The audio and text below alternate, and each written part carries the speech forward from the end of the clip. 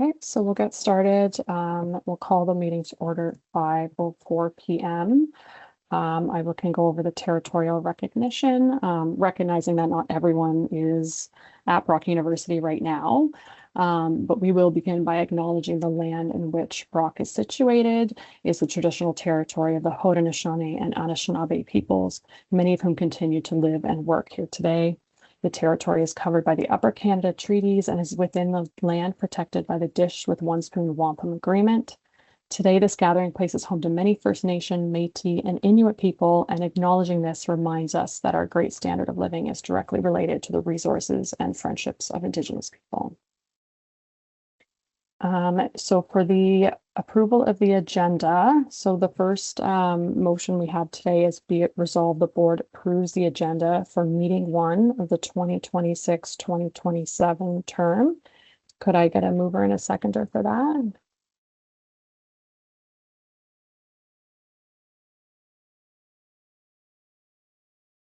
Oh, it's so hard for me to see who has their hands raised. Just a second. Got Olivia. Can I get a seconder, please?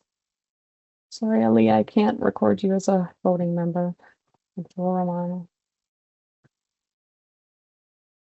Okay, is there any discussion about the agenda before we move to a vote?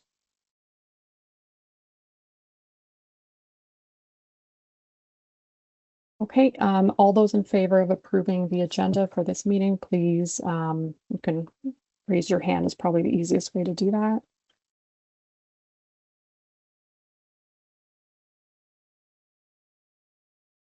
Seven, 8. Okay, let me see, I'm missing 1. 9. Okay, so we've got 9 in favor. That's unanimous. So the minutes approval. So the next item is be it resolved the board approves the minutes from meeting 6 of the 2025-2026 term. So that's the last meeting that we had of last term. I'd like a mover and a seconder, please. Sunita, can I get a seconder, please?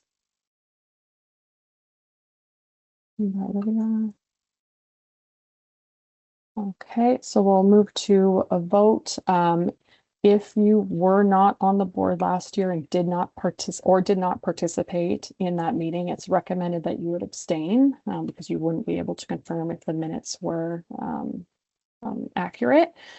So for all those who were on the board and present at the last meeting, can I get all those in favor?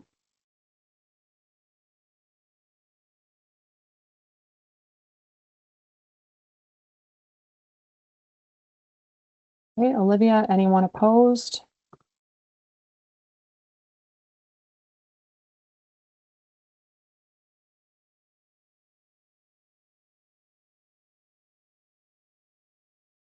Okay, are there any abstentions?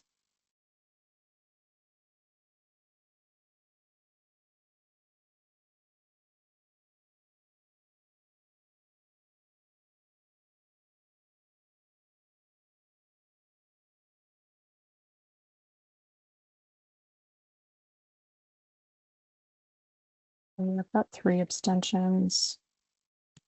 Not everybody voted there, so we need to collect everyone's votes. I know it's a little difficult online, so we'll just do it again. So can I get all those in favor?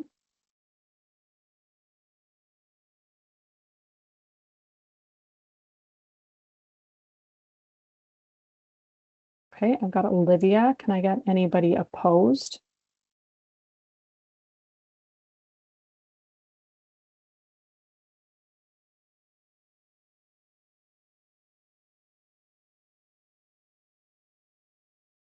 I have 3 opposed. Can I get anyone abstaining? 1, 2. Okay, there's 5. That's everybody. Thank you. Move to declaration of conflict of interest. Is there anything on the agenda that anybody would like to declare a conflict with before we get started? Yeah, Ben, go ahead. I will mention that as a dawn of activities for the 2026-2027 academic year, I will need to abstain from any votes regarding residence or housing. Residents or housing. Okay, I'll make a note of that.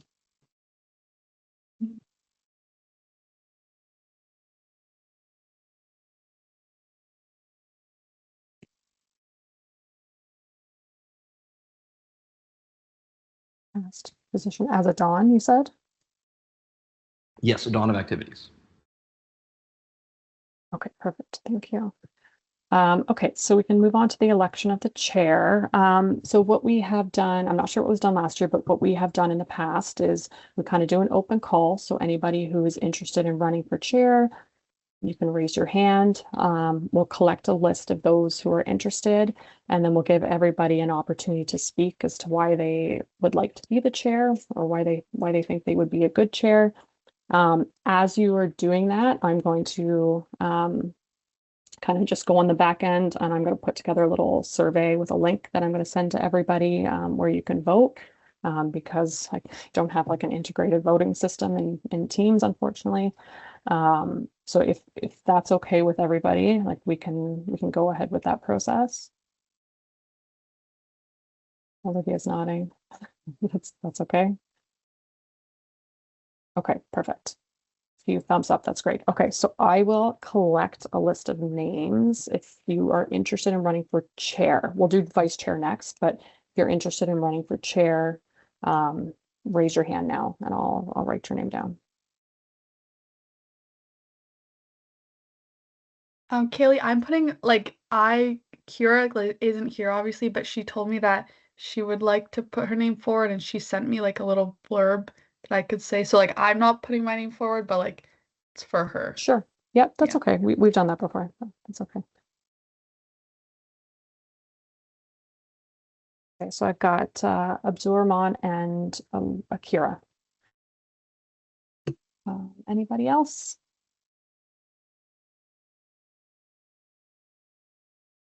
Okay, well, Abdulrahman, why don't you take a moment and just kind of speak to the board on why you're interested in being chair, and I'll put together a survey in the background. Okay, no problem. Thank you, Kelly. So, hello everyone. My name is Abdurrahman. As you may know, I'm in my fourth year studying data science and financial analysis, and I've been a board member for the past year. I think I bring a decent amount of experience to this role through dealing with different policies, through dealing with difficult board situation, and a leadership. And the proven leadership ability, which is important as a chair. And I would like to look at all of you and say there is a plenty of diverse and interesting perspective, and we bring all of that to the table. And as many leaders of clubs and different organizations, and as a chair, I would make my top priority to ensure that all those different perspectives, different voices, and different philosophies can be brought in, and actually have a chance to make a policy and promote Broke to make it a better place. Thank you. Perfect. Thanks, Abdulrahman. Olivia, do you want to speak on Kira's behalf? Yeah, so just to introduce Kira, I guess, because I worked with her also on the board last year. I believe she's going into her fourth year of like labor studies, obviously at Brock. And we were all on the board last year. I'll just send it in the chat what she sent me as well, just so you guys can like see. So I'm putting my name forward for the position of chair because I believe in transparent, fair, and collaborative leadership. Having served on the board last year, I've experienced both the challenges and successes that come with this role. Having served, and those experiences have prepared me to help lead our board effectively. In addition to my board experience, I serve as president of Brock Relay for Life, where I work with a diverse team of students who bring many different ideas, perspectives, and approaches to the table. Through that role, I have learned the importance of listening, finding common ground, and ensuring everyone feels valued and included in the decision-making process. If elected, my priority will be ensuring that every voice at this table is heard and respected. I want to create an environment where everyone feels comfortable contributing and where decisions are made through meaningful discussion. I'm committing to ensuring we follow proper procedures and governance procedures practices, and procedures while remaining focused on what matters most, serving students. I also believe transparency is essential both within the board and with the students we represent. Most importantly, at the end of the day, we are a team. We may not always agree, but we all share the same goal of advocating for students and making the best decisions for our organization.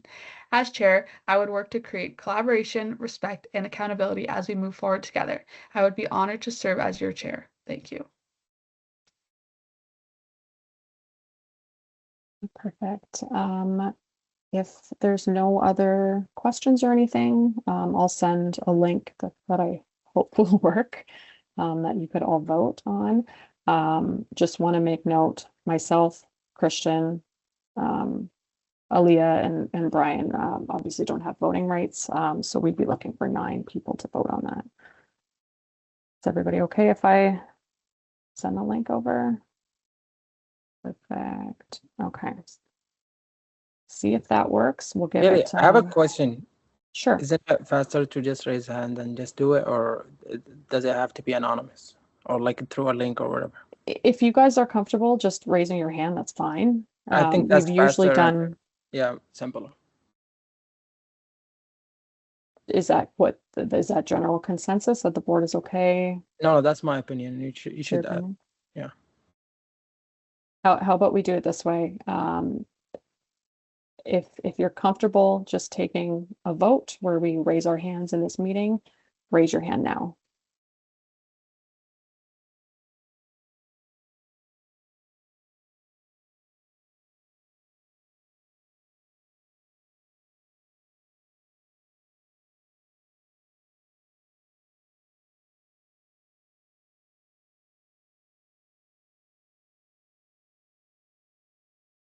Okay, there's 6, so it's not unanimous. So I would go back to the board and ask what you would like to do.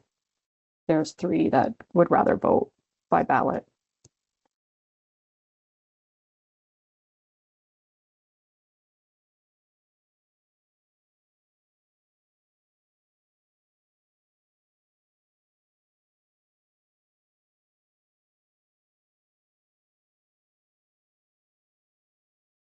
Excuse me, Kaylee. I'm sorry, my Wi-Fi isn't the best because I'm on vacation right now.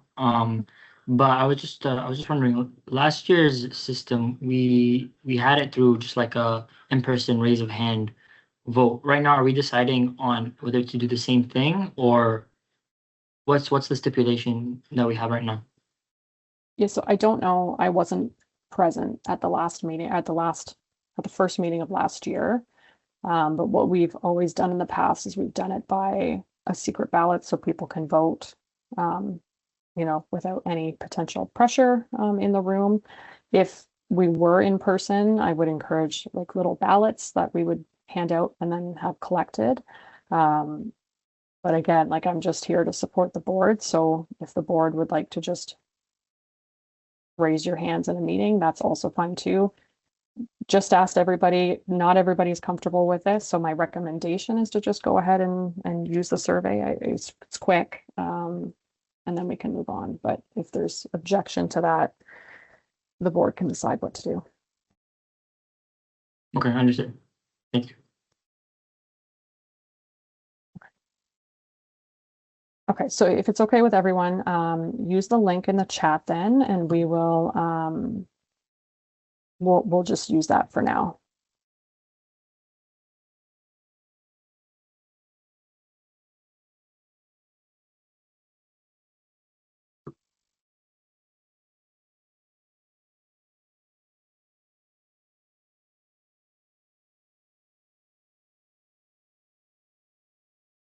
Okay, so I see there's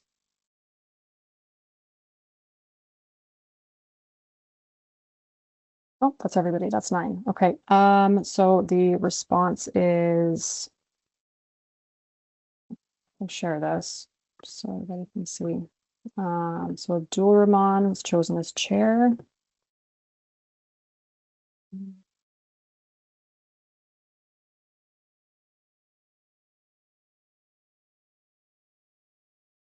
Okay, do you guys see that? Is that okay? Of the, what does it say? Respondents, 9 of 9. Why it says 3 responses.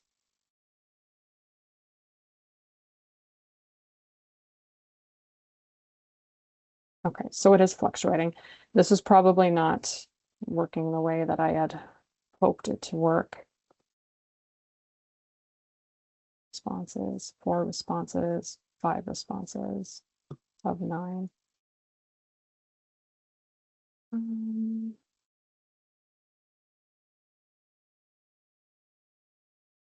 Is everyone okay to just raise their hands and take a vote?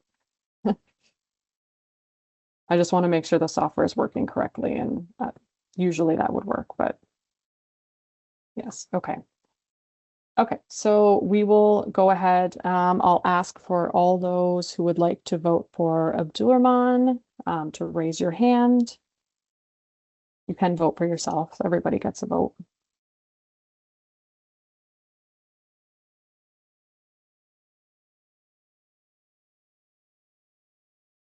I've got 6. You guys can put your hands down. Okay, and then all those who would vote for Kira.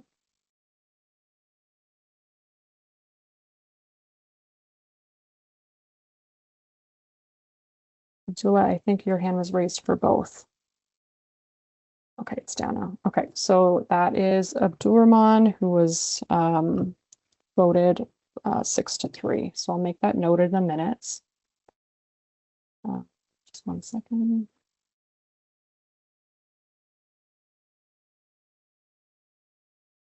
Okay, so we can move on to vice chair if you're okay with doing the same thing. Anybody who's interested in being vice chair, from the sounds of Kira's blurb that she wrote, she's also interested in running for vice chair. So we'll make sure that she's considered for that.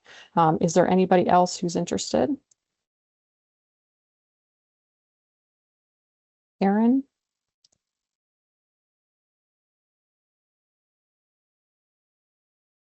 Anybody else? No? Okay, so Aaron, we'll give you a minute to speak to the board. All right, thank you. Hi everyone, my name is Aaron Kendi. I'm interested in serving as vice chair because I want to take a greater leadership role within the board and help create an environment where everybody feels comfortable sharing their ideas and their perspectives too. Throughout my 4 years at Brock University, I've been involved in different student-led organizations across campus, and I've gained experience in working with teams and helping groups stay together and organized and focused on their goals. And that's, I guess, the experience that I learned from those organizations across campus. I feel like I can bring it to vice chair at the board of directors here. And yeah, that's where I'd like to present myself. Thank you. Okay, perfect. Thank you, Aaron. And then, so just everybody also just consider Kira and what she had written, what Olivia said previously, and what was written in the chat. But we're good to go. We'll move to a vote. We'll start with Kira this time.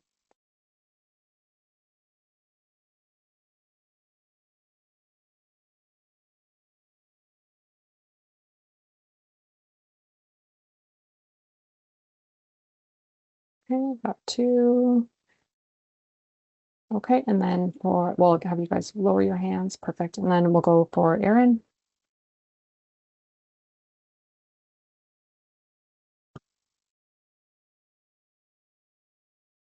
Okay, there's 7. You guys can lower your hands. I'm just going to write this in the minutes.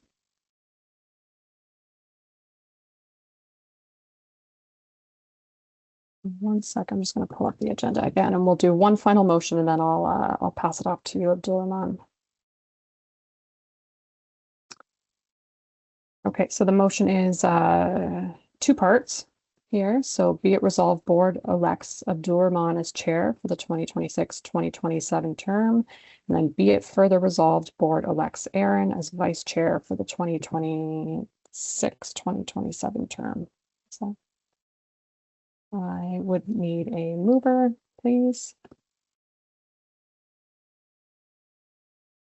Okay, and the seconder.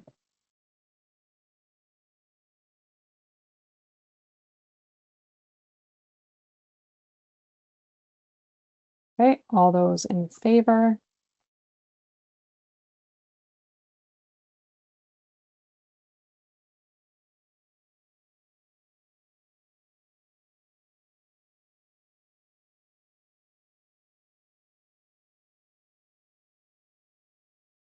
We've got 7 in favor. Any opposed?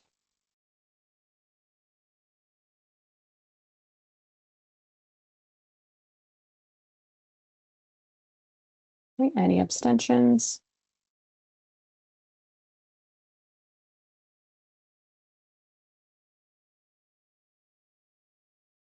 Okay, I'm missing 2 there. We got to get up to 9 votes because we've got 9 people here. So we'll start again. All those in favor?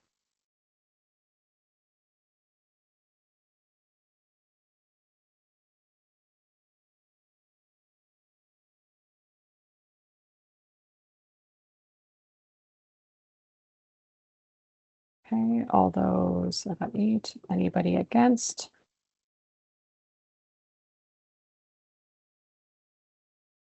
And any abstentions? Okay, I think Abdullah, I didn't get your vote in there.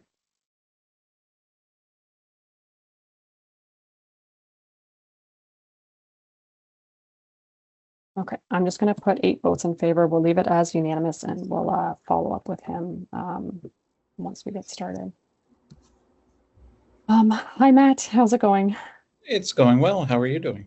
Good, good. We just finished chair and vice chair elections. We're ready for your presentation. So if you just give us a few minutes, I just got to let Brock University know so they can join. Yeah, no worries. Michael will be giving the presentation. Okay. And I've told him, but I will follow up with him offline while you do that. Sure. Does he has a PowerPoint? Yes, he does. Okay. Okay, perfect. Give me 1 sec.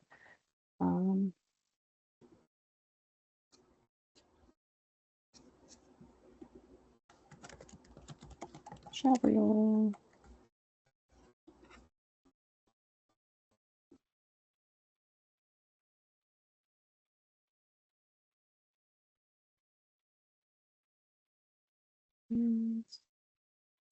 Perfect.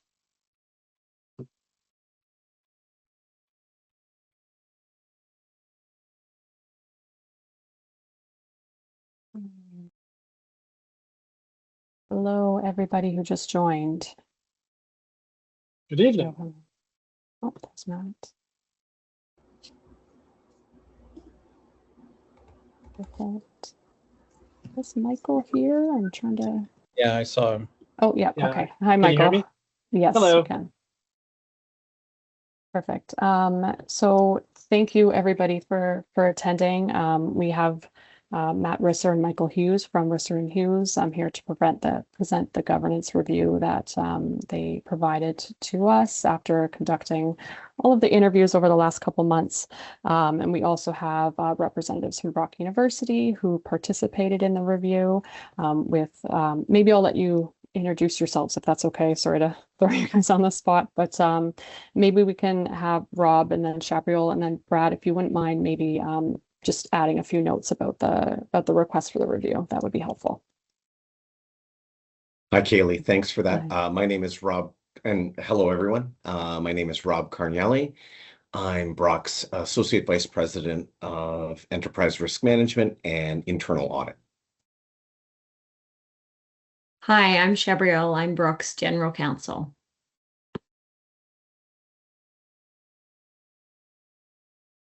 And good evening, everyone. My name is Brad Clark. I serve as the Associate Vice President for Students at Brock. Keely, if you wouldn't mind, I'm happy to provide some contextual remarks to start us off. I think that would be helpful. There's a lot of new board members here. Probably be helpful. Understood. Of course, everyone, welcome and thank you for inviting Shabriel and Rob and I to join your meeting. I thought I could take a moment at the outset to situate the university's role in the work that brings us together this evening. As Kaylee mentioned, over the past several months, Brock exercised its rights under the Omnibus Agreement, and I'm sure as you familiarize yourself with your roles, that is one of the guiding documents that you will come to be quite familiar with. And under the rights provided by the Omnibus Agreement, the university initiated a financial audit of BUSU, and separately, we requested that BUSU undertake an independent governance review. Both of those steps were taken to ensure that there was a clear understanding of both the financial capacity and also the governance effectiveness of the organization, particularly in light of the significance of the proposed student center project. Now, as you all know, both the financial audit and the governance review have now been completed. Both of those processes were undertaken in parallel because of the scale and importance of the work ahead. This is a really key time for BUSU and for the university, most notably in relation to the Student Center project, which represents a major long-term investment in the Brock student experience. But at the same time, I think it's also important to emphasize the value of this governance review in that it extends well beyond the Student Center project alone.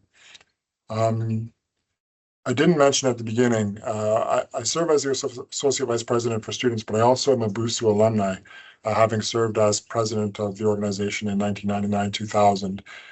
And over the time that I've been connected to both BUSU and Brock, I've certainly recognized that BUSU plays a fundamentally important role at the university.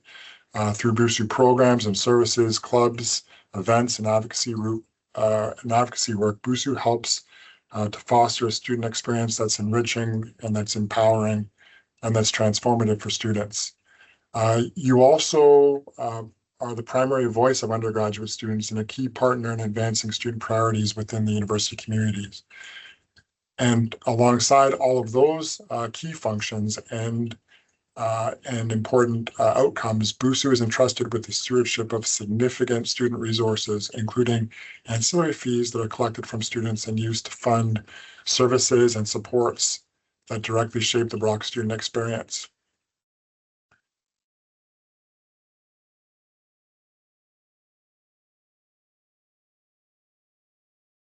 Taken together, all of those underscore the importance and critical role of strong governance. Good governance, as you'll hear from Risser and Hughes this evening, are fundamental to ensuring that student funds are managed responsibly, that decision-making is transparent and accountable, and that BUSU is well positioned to fulfill both its advocacy role and its service delivery mandate with integrity and with effectiveness. And so the governance review that Risser and Hughes are presenting this evening is an important step forward. It provides an independent assessment of current governance practices alongside a set of recommendations that can serve to strengthen our processes and structures and oversight moving forward. So in closing, I would encourage the board to carefully consider the findings and recommendations that are shared this evening and to approach today's discussions, but also those in the future related to governance with a shared commitment to strengthening governance in a way that supports both BUSU's mandate and also the trust that students have placed in you as their representatives. And so, Kaylee, if that's sufficient, I'm happy to be here this evening, and I appreciate the invitation. That's great, Brad. Thank you. I think we're good to pass it off to Michael to begin the presentation. Michael, all right, let good me know evening. if you're able to share your screen. I hope you can. I'm going to try right now. Okay. Perfect. That worked.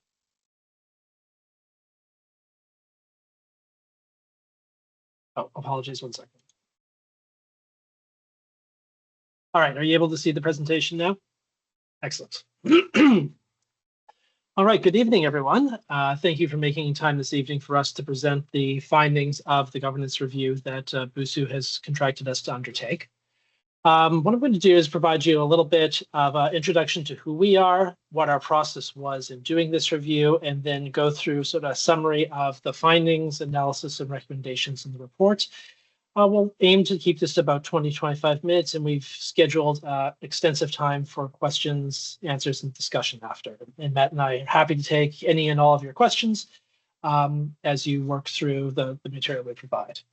In terms of who we are, as Richard Hughes, we specialize particularly in not-for-profit governance for students' associations, though not exclusively that. And we work with clients across the country. A number of our clients include Student Representative Council at Bishop's University. We've worked with WUSA at Waterloo, SATSA, and SABVC out in Calgary. And we have a particular focus on scaling governance, particularly student association governance, to the size, scale, and complexity that modern student associations have. You guys in particular have a multi-million-dollar budget and are quite a large not-for-profit. In terms of us personally, both of us come with experience in the student association sector as former student leaders or being involved in student associations. Matt was a former VP external at SMUSA, he's a student Nova Scotia board chair, and a CASA Atlantic Regional Director. He's also been involved in studying and consulting with governance for over a decade.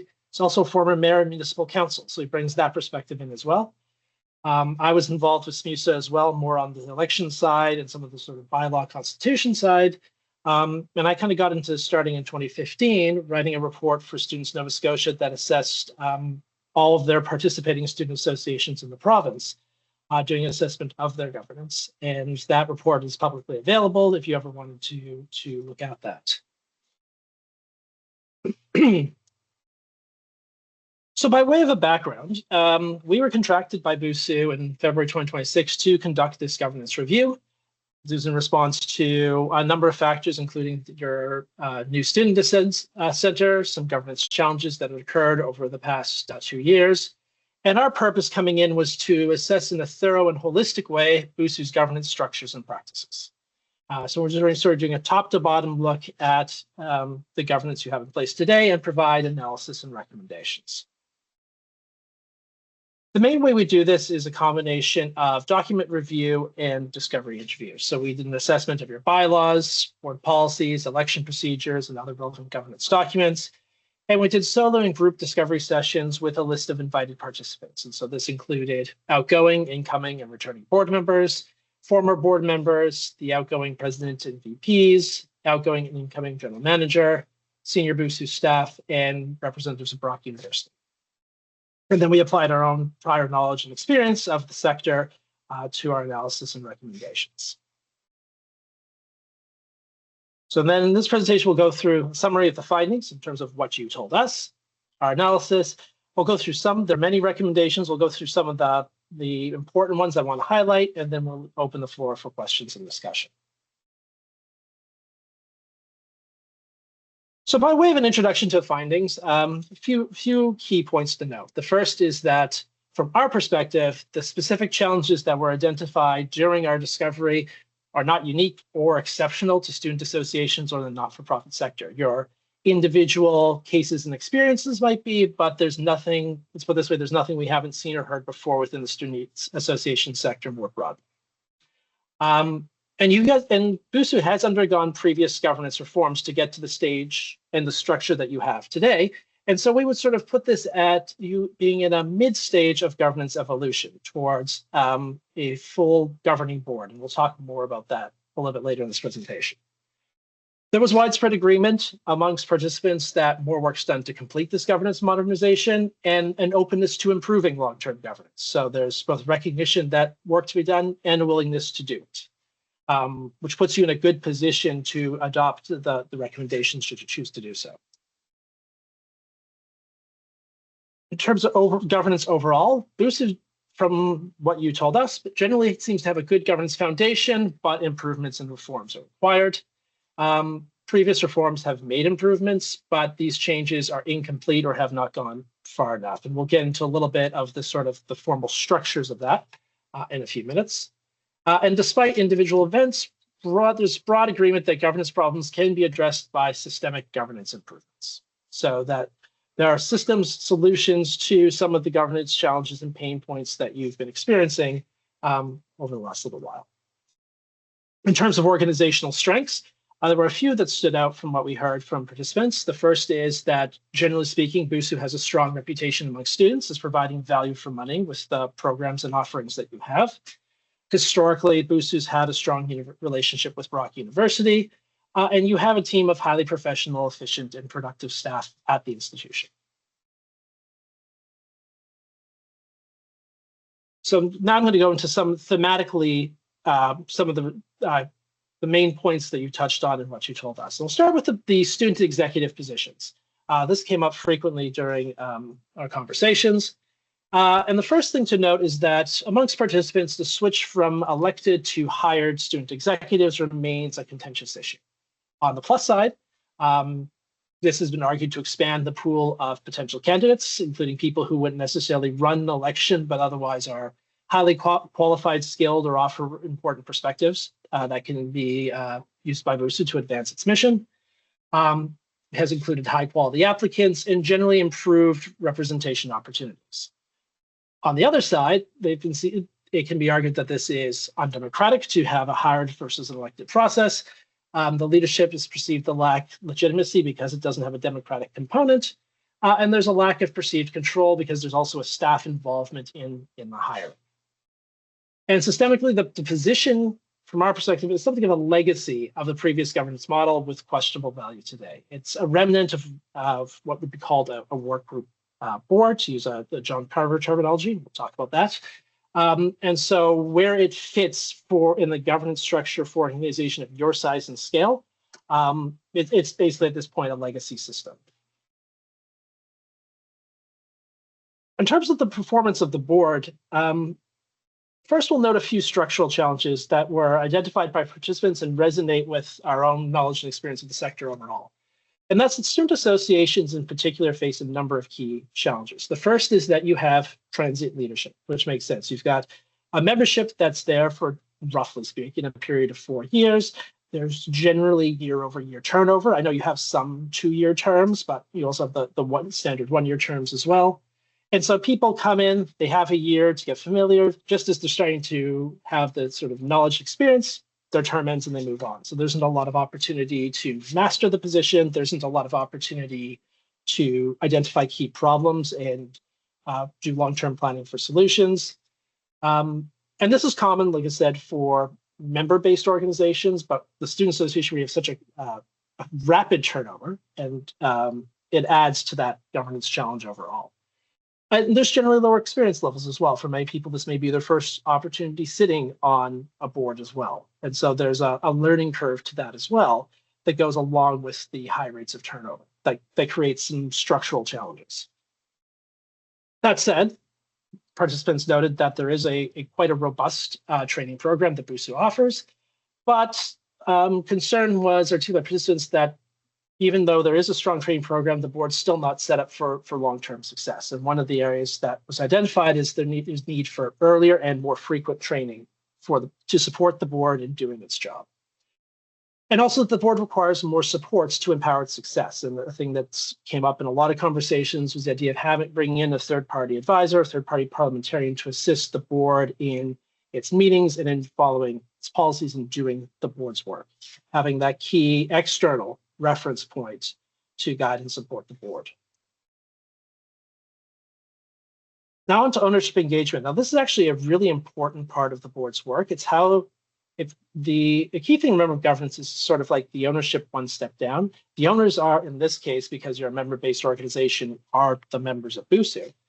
And so actually engaging with the wider ownership in a systemic, intentional, and representative way is important because that informs key decisions you make in terms of the strategic direction of the organization.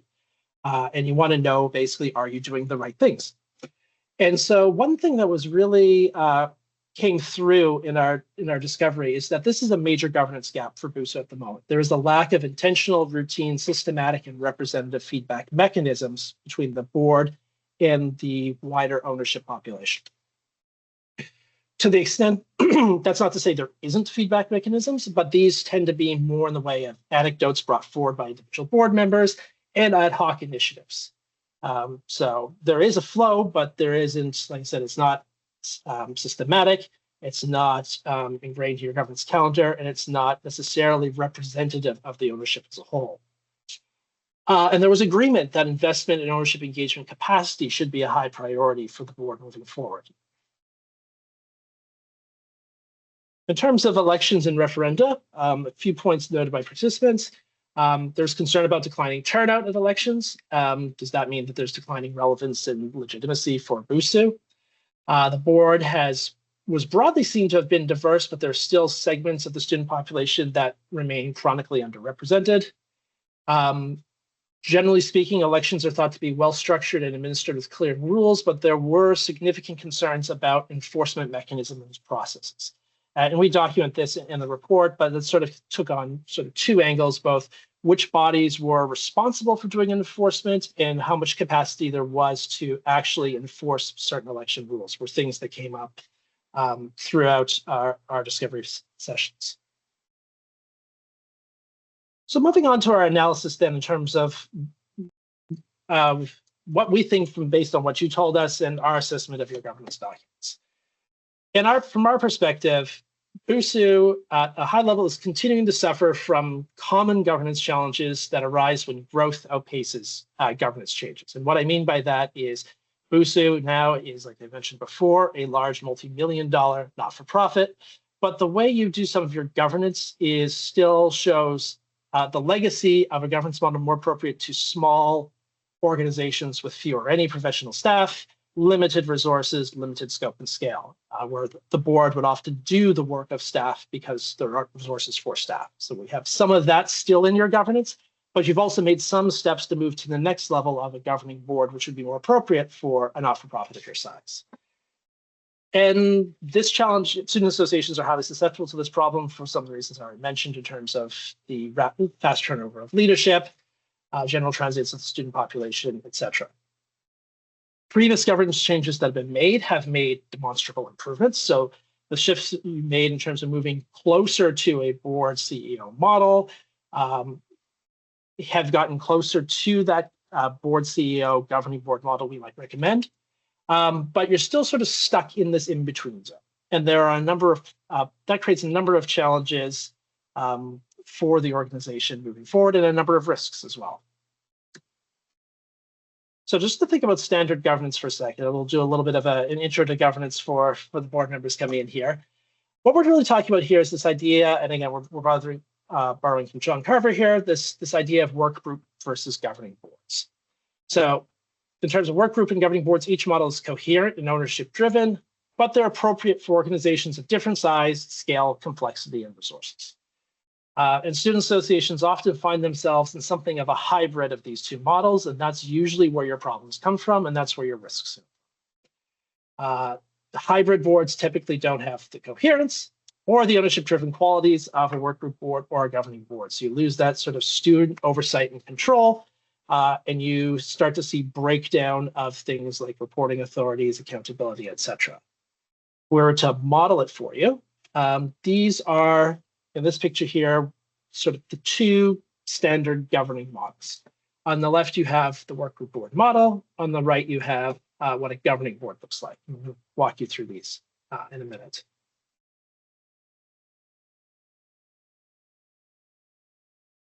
But in terms of a workgroup board, some key traits of a workgroup board. They have few, if any, paid professional staff. The board acts as both the governing authority and the staff, so you have this overlap of governance and administration.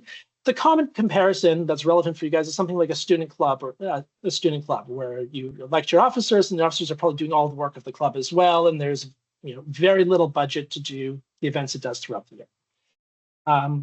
Often these organizations have a two-tiered structure for the board, so they've quite a large board or sort of two tiers of board, and that's to bring in as many volunteer resources as possible to do the work of the organization. And usually they'll have quite large committees as well, because these serve as the equivalent of departments for a large organization with paid staff.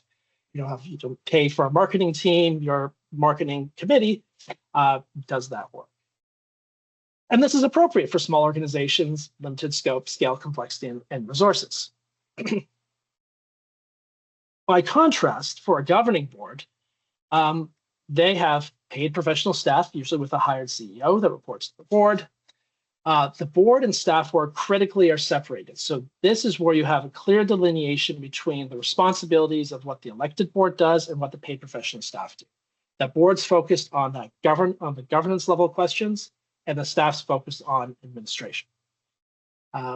And you tend to have, from this, you tend to have like a smaller single-tiered board with small committees that don't overlap with staff operational responsibilities, because the board doesn't need to do the staff work because you pay the staff to do the staff work.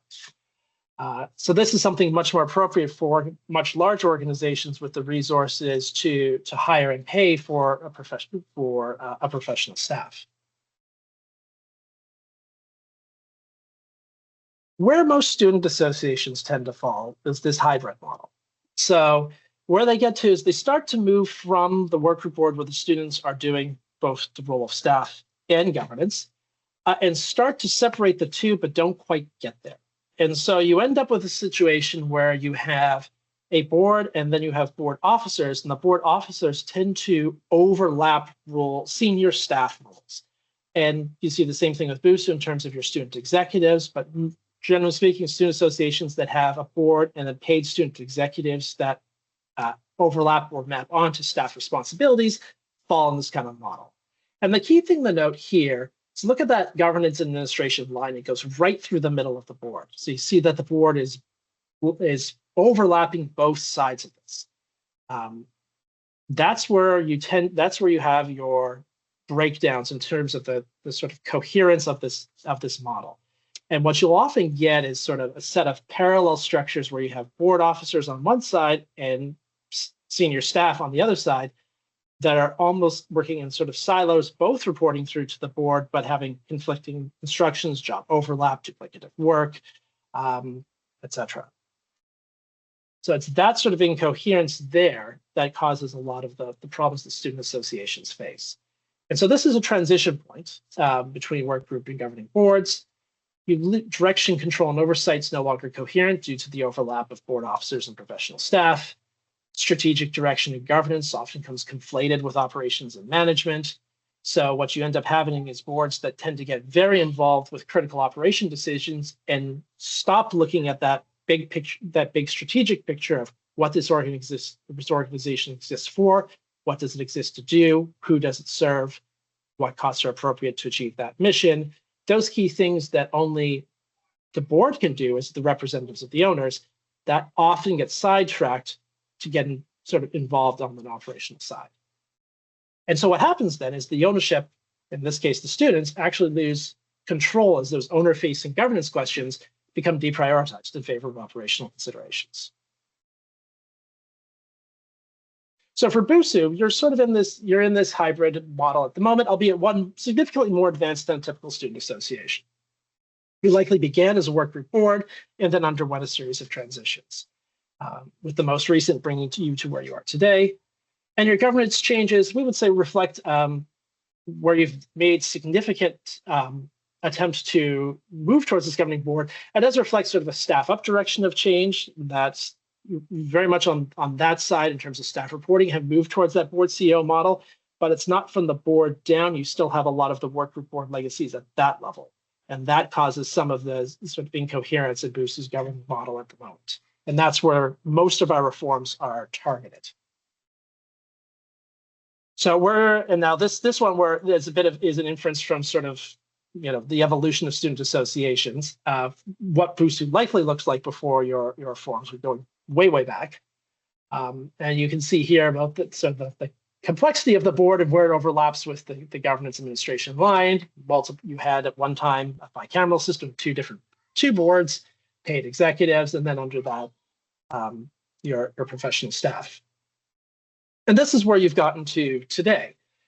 So you start to see more of a grouping of governance at the governance level, administration at the administration level. But the key thing is this column on the right-hand side, where you still have the student, president, and executive hired now instead of elected, but still running in parallel to the general manager and staff.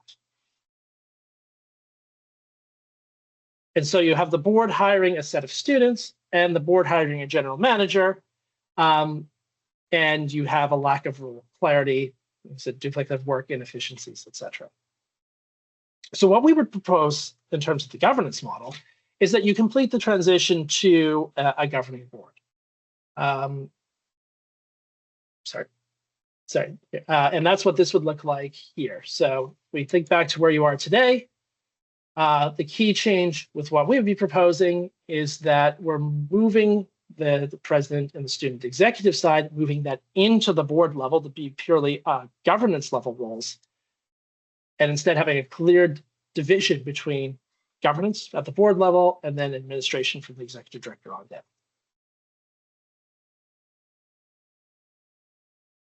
And then finally, a few just as ancillary things that we observed. Your training program, like I mentioned, is excellent, but leadership has high and rapid turnover. So that means that basically more training is required. Training candidates before they even run, so they understand the position running for and have realistic platforms, to building in ongoing training and development of the board throughout the year would greatly support the board in doing its work and ensuring everyone understands what the roles and responsibilities are.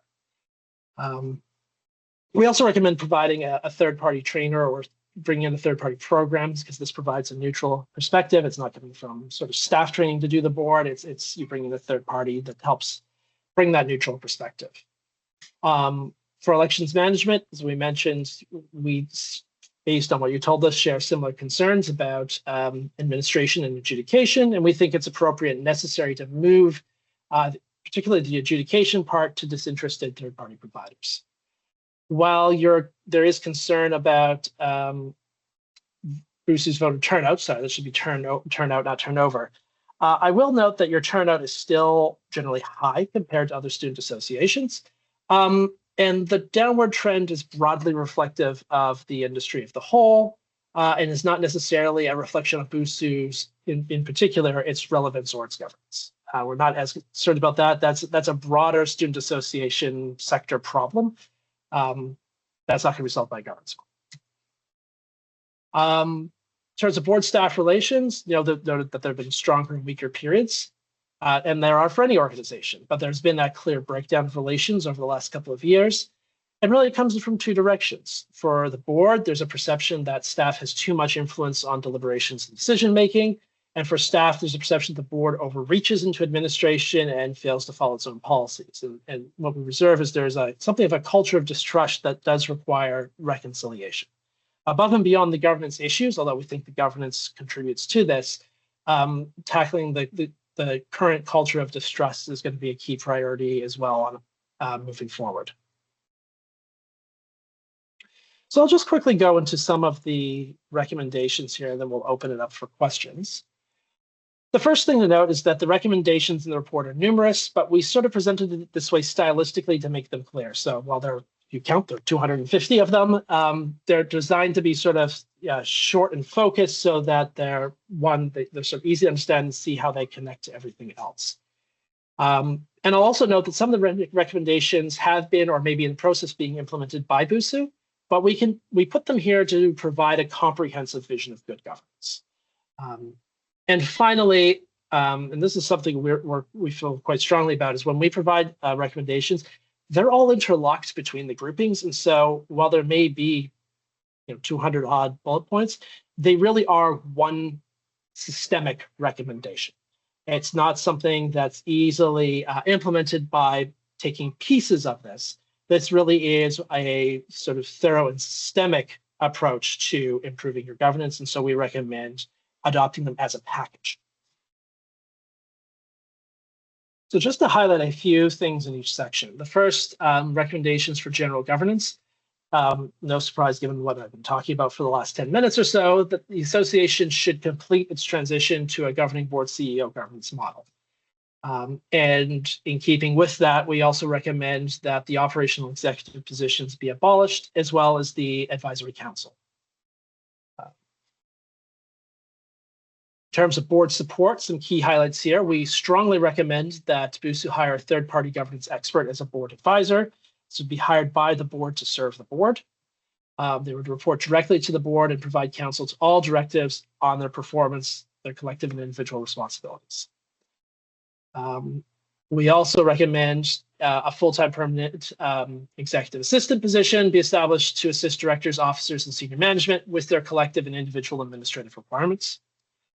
And we recommend that prospective candidates and incoming directors, officers all be provided with robust orientation and development programs throughout the year. So again, it's start training before the election and do that professional development throughout the calendar year to keep so as a way to continue to build board capacity.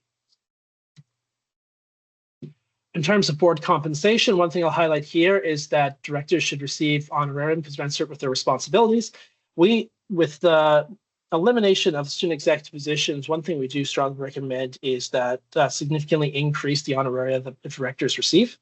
And I also recommend roughly doubling that for officers as well. So for the president and vice president.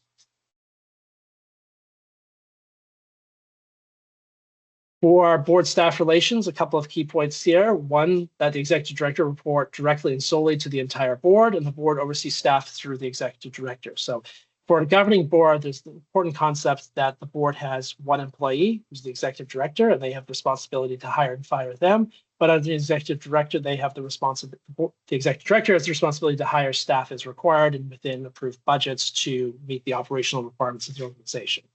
But you have that sort of key connective point between governance administration, which is from the board to the CEO.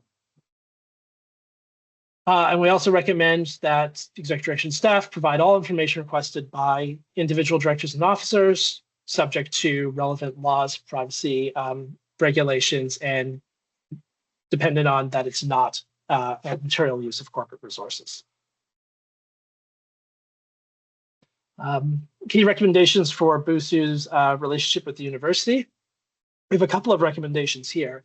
The first is that we recommend that BUSU invite the university to designate an observer to attend board meetings, with the caveats about in-camera sessions and where it would the interest not be served by having a member of the university there, but otherwise to have a member of the university present as an observer, and that the university likewise provide 2 ex officio seats for the association on the board of trustees, 1 for the president, 1 for the vice president.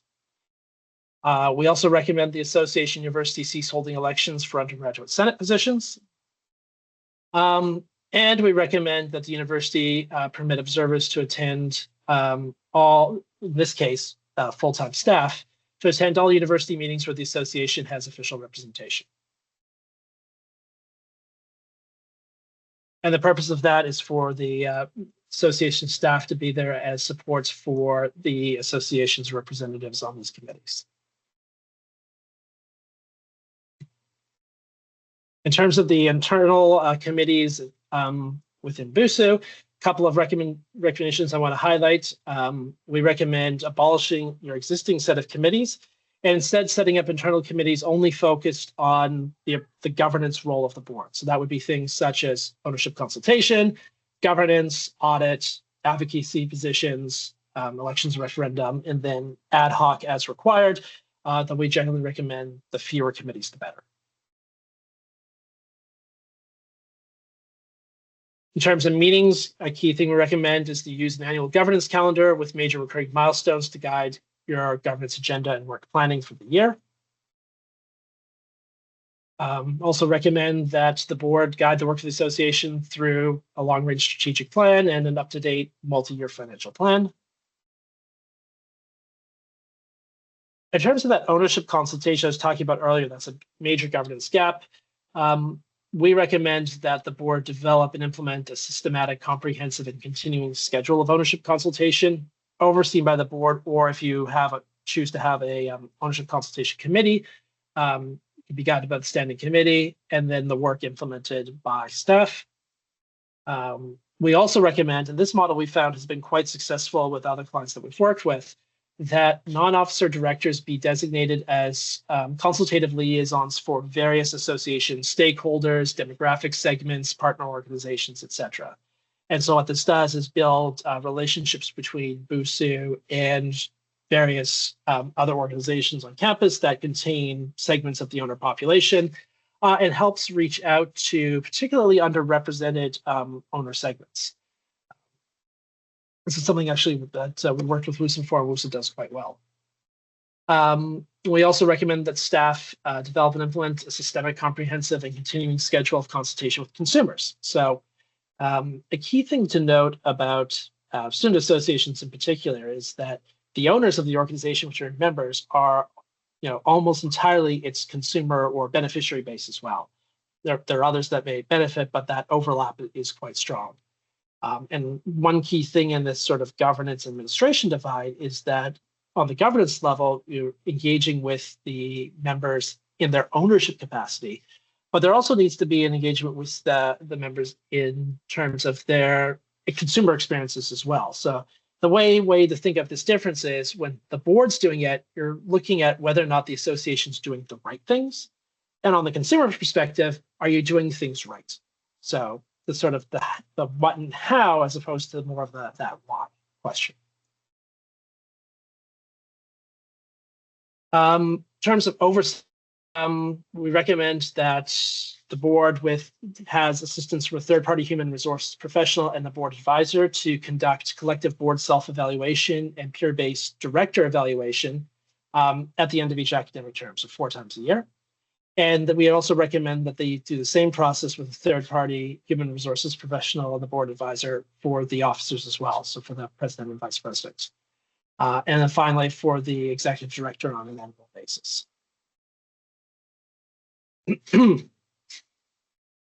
We also recommend that staff under the supervision of the executive director provide support and oversight of organizational subsidiarities within the parameters of board policies and procedures, that governance meetings, subsidiary management, etc., affirm and conform to commonly held standards for freedom of thought, association, and expression, and that proceedings affirm and conform to commonly held procedural fairness standards.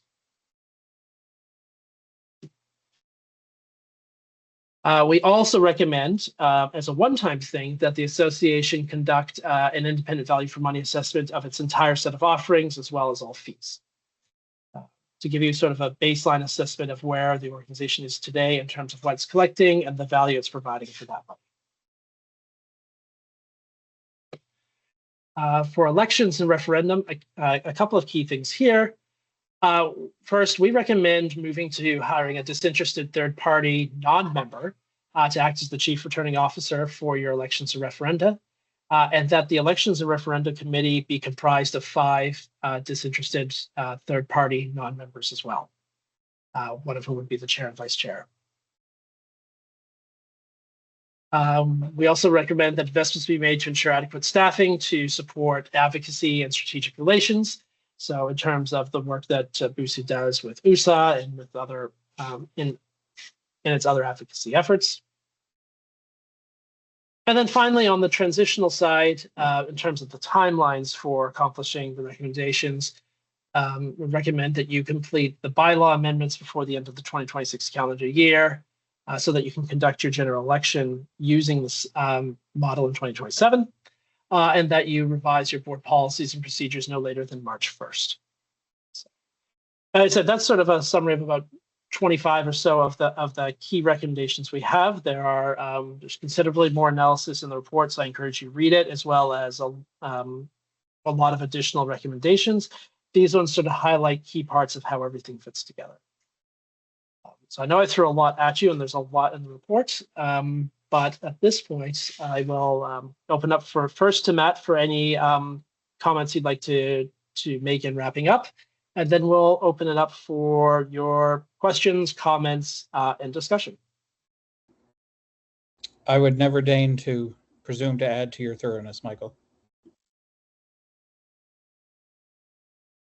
Well, thank you, Matt. With that noted, I'll open up the floor, and Omar, I see, and actually, why don't we use that system, actually, if you want to use the hand raising. So Omar, go ahead. Yeah, well, firstly, I want to thank you guys, thank the consultants for their time and for their extensive amount of works. There's a few things I want to mention. Firstly, I do agree with a lot of the findings within the report. A lot of it is, coming from a logical perspective. I think that the board training should be enhanced. Actually, I was going to say it could, but I do agree that it should be enhanced. I also agree that the ownership consultation needs a significant amount of improvement as well. And additional to that the board, should have resources that support strengthening the actual board in itself. However, despite all this, I do disagree that eliminating executive positions strengthen student democracy. I think it's a bit contradictory. And I think the report itself actually acknowledges that, many respondents viewed the move from elected executives to hired executives, in a way, not literally, kind of undemocratic.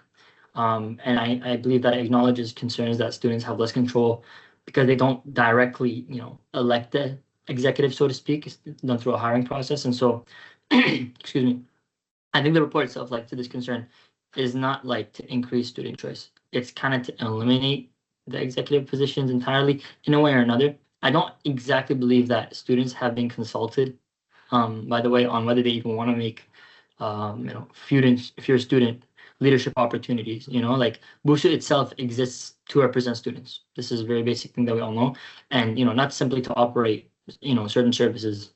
I also think that municipalities don't exist to develop student leaders. Like, that's just not the method that they go for. Other non-for-profit corporations don't exist to advocate for their student issues in that regard. But obviously, student unions should, right? And so, like, we are a student union whose purpose includes representation, advocacy, and all these, jargon terms that, like student leadership and so on. I think the recommendations in the report are, to be honest with you, kind of opposite to what student representation and leadership opportunities have, and other matters that may be of consideration to BUSU, and obviously to students in general. All right, I'll take that, Omar. Because first of all, just to clarify a few things. First of all, thank you for your opinion. It's very welcome. Michael and I never mind having disagreement with our analysis, and we often disagree with each other before we hash stuff out. So that's no problem at all. Another point to keep in mind is that we're advisors. So our duty to you as a board is our best professional advice, which we feel we've given. And it's your duty as a board and as students and as the democratically elected students to make decisions about how you want to govern yourselves. That's not our role, and we wouldn't presume to take it on. I also completely agree with you that the one role that students associations can perform that nobody else can, the university could take on pubs and health plans and U-passes and all that stuff, but representation of the students is the one thing that the university can't take on. So that democratic and advocacy voice is the most important part of your mission. Having said that, I think that there are a couple of things to keep in mind. I know that sometimes moving to a model that's more about strategic control than operational involvement can look like it's a lack of control, or it's putting control in staff's hands and all that stuff. But our intention is always quite the opposite, right? If you'll forgive me a military analogy, you can't be a general if you're fighting from the front lines, right? And you have actually less control strategically over where millions of dollars are going, that students are funding, that your ownership is funding to secure benefits for them, if you actually try to be super operationally involved. So the elimination of operational executive positions is not the elimination of student leadership. The idea is that would transfer to a governance level at the board. And certainly within that, you would have the officers forming a kind of, mini executive in the sense not of the operational functions that your current executive performs, but in the sense of the democratic legitimacy and leadership functions that the executive currently perform. The best analog, and this doesn't come from just because I was a mayor and a councillor, but the best analog for this is a sort of council manager municipality, right? Like the city of St. Catharines operates broadly on this model. And it's, I don't know that any of us would say it's not perfectly democratic compared to other organizations, right? But there does need to be, when you get to a certain level of size, it's just impossible to be on the front lines and directing everything at the same time. Is that helpful to you? Just, I don't want to argue with you because it's your decision to make, not mine, but I just want to try to give you an explanation of our reasoning, and that nothing was intended to remove opportunities for student leadership from a democratic sense. It's just minor administrative and operational things that actually students are too important to be doing. Does that make sense? No, that makes sense. I just wanted to kind of clear some of the things up, obviously share my opinion as well, see what other people have to say on top of that. And again, I do appreciate all the work that was put in, but I really like the fact that, again, it is more so like an advisory thing that you guys are presenting. So, no, I understand what you mean. I appreciate it. Thank you. Okay, no problem. All right, we have Livy up next. Hi, just like seconding what Omar said, thank you guys for taking the time to make this for us. I just had a quick question about in the report, it's figure 5 with like the new proposed like BUSU like model proposal. I know that that one. I know that WUSA, their president and vice presidents are elected, and like Brock is unique and BUSU's unique in the sense that they're hired. Was this kind of like taken into account when making this chart, or like how, because the board is all elected at BUSU, but obviously like the president and vice president are hired. So like how does that kind of play out if you're moving them to like the same level? Yeah, that's a great question, Olivia. And sorry that didn't come through clearly. So what Michael and I recommended in the report, and this is the same thing we actually originally recommended to WUSA, and we recommend to all the clients that we've had, is that, so we recommended a board of 11 directors elected at large, right, in an initial annual general election, and that the officers of the board, the president and vice president, who are effectively in this model a reasonably highly paid chair, board chair and vice chair, are elected then from the directors after all the directors are elected, right? So you would have 2 officers and then 9 non-officer directors, but they'd all be elected in that original election. Does that make sense? The reason we recommend that, so other student associations, and this is something that you guys can discuss, I see more cons than pros, but it's ultimately not my decision, is you could elect your officers directly, right, rather than indirectly. They're still elected under our model, but they're elected indirectly. Because we feel it gives a good balance of competence and democratic legitimacy. And it also, the purpose of a chair is to serve the board, right? So if you elect a chair separately from the board, you can run into a situation where there's tension, right? Like you see it in city councils when mayors are offside of their councils because mayors are directly elected. So our proposal is to elect the officers by students, but by the students who have been elected by the student body.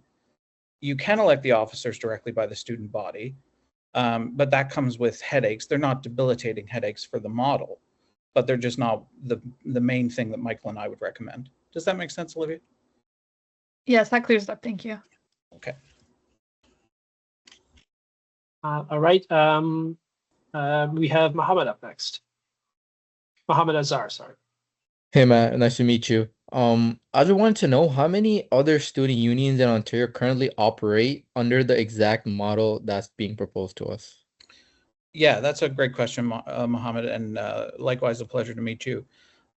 Across the country, I would say it's growing, but we're in the early adopter phase. I think a lot of students associations are having problems very publicly. You know, some of them have been withdrawn. Their mandates have been withdrawn from the university. So that happened to the University of Ottawa. That happened to the University of Regina. The Kwantlen Student Association is being investigated by the BC Minister of Finance. You know, we all know about some the other instances there. So like, I think that what's happening is you're seeing a recognition that things have to change. In terms of the associations that use this model in Ontario, WUSA was one of our early clients. The Algonquin Student Association was not a client of ours, but does use a board CEO model. Bishops in Quebec uses it now. There are a number that Michael listed in terms of our clients, but I think the point is it's out there, it's proven, and you know, if you guys have certain concerns, you can invite people, you know, in to talk to you about them, right, and about their experience and and things, because Michael and I don't live this day to day the way that they would in terms of its implementation. So you have people you can reach out to if you're looking for more reassurance that this is not, you're not going off in a different direction completely from everyone. All right, yeah, that clears it up. Thank you. No problem, Mohammed. All right, and over to you, Mohammed. Hi, everybody. Thank you for your time. Just wanted to ask, is there any evidence that suggests that having a smaller board would actually improve outcomes for students or raise benefits for them? It's not necessarily that. I would say yes, in a sense, not directly. What it does improve is board management takes a lot less time and energy, right? And elections can be more competitive. So you sometimes get more democratic competition, which is always good. You don't get the same amount of acclamations. Like a lot of our clients previously had lots of acclamations and some disengagement and stuff. And it's not that that doesn't happen no matter what model you have, but with fewer spots, they're adequately compensated. Like the idea for us is that this is essentially becomes your part-time job. And so the honorarium replaces a part-time job, the same as a counselor for a small municipality, because you have roughly the budget of a small municipality. But like if you have a 40-person board, like the amount of organizational time and effort and efficiency that's lost just managing that sizable board or assembly plenary session is not worth it in terms of, like, you guys have 17,000 members, right? If you go from 11 to 44, let's say you times it by 4 or 5, you're not going to have nearly the thousands and thousands of people that are members of your association. So I would say you get a lot of headache for not very much benefit by having a large board. Does that make sense? And that the more you narrow it down to a more manageable board size, you don't really lose that much in representation, but you gain a lot in organizational capacity, is how I would phrase it. Does that make sense? Yeah, that makes sense. Thanks for clarifying. No problem. And I should note too, we didn't note in the recommendations that we've recommended a 1-year term for everybody. But then it tends to be the case when you have more adequate compensation that a lot of people will run for re-election. So you do get the sort of 2-year thing you guys already have as a good balance of continuity and responsiveness. And the systems we've recommended for election, the single transferable vote, which you already use, but there would just be one level of using it instead of 2, does provide, the reason we use that is its fairness, right? So that it's not the case that 50% of students can elect 100% of the board, right? Like you get different groupings from on campus. So the whole idea is to align the organization authentically with the ownership, right? And having that fair process for elections helps with that. And also, we don't recommend just a straight up majority vote for the board chair, partly because, if 9 people want to run, you have to have a way to reconcile how to elect someone, but also because the board account, and you guys don't need to know this, Kaylee will take care of all this stuff when the time comes in terms of managing the technicalities, but like that's designed to be very consensus oriented too, right? And so everything is trying to build this authentic connection with the membership in the governance body that then trickles down to staff. Because ultimately they are, as Michael said at one point, the biggest thing that boards make the mistake of is thinking that they're management and staff one step up when they're actually ownership one step down. I hope that helps. Right, we'll go over to Omar. Yeah, although it's a bit unrelated, I just had a quick question about how reducing board size would improve representation for underrepresented student groups. Yeah, it's not that does that. It doesn't. And if you want to have 13 people on your board, go ahead. Like, it's not that big a deal. But I think that 11 is probably the right number for you. But there's this balance, Omar, between sort of reserving seats for specific constituencies, and then very often you struggle to find people to fill the seats, and you get acclamations, and there's not much democratic competition, which leads to lower interest. And then having sort of good general democratic competition, but then you're not sure you get, adequate representation year over year of everybody who needs to be represented. And so what we've done is we've tried to balance those two things against each other, but we've used more methods and more sophisticated methods than just thinking about elections, right? So on the one hand, in order to have general good democratic competition, we say, okay, the board's elected at large. One of the things that the STV model ensures is that no large segment of the student population, if they want to elect a director, is not part of that process and can't elect a director by meeting the quota. So there's some, proportional systems generally score better on diversity and women's representation than majoritarian systems that we could have otherwise recommended. But you use that anyway, so that's no big change. The balance we try to strike is between maintaining this general electoral competition and democratic competition.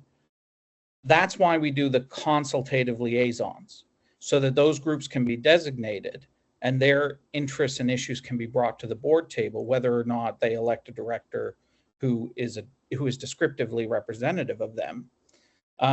But making sure through that process, through ownership consultation, through consumer consultation, even though that's at the staff level, ultimately it would trickle up to the board, making sure through all of these processes that you're building that authentic base of alignment. And what we've seen with other clients is that, it is quite remarkable what they learn by actually not relying just on, what board members look like, but actually going in and doing the deep consultation activities that are necessary to build that authentic connection with the student body. Because they do representative samples or opinion polls or surveys, or, there are any number of methods you can use that actually give you a really good analysis. WUSA actually has built quite a strong function for that, and all their reports are public. And so I know, Kaylee, you know where those are. Maybe you can share those with the board members to give them a flavor of how to do that. And as far as I know, they didn't do that before we consulted with them. So it's a balance, honestly, is the long and short of it.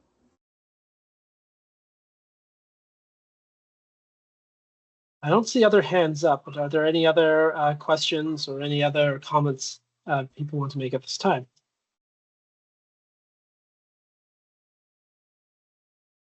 And just so you guys know, Michael and I, staff have our emails and others, so we're always happy to answer questions. If you have questions you want to ask in writing, or nothing came to mind, but something will come to mind 2 days later, as it always does with me, that then you want to know about. This isn't your one and done to ask questions if you don't want to, or don't feel like doing it in this setting.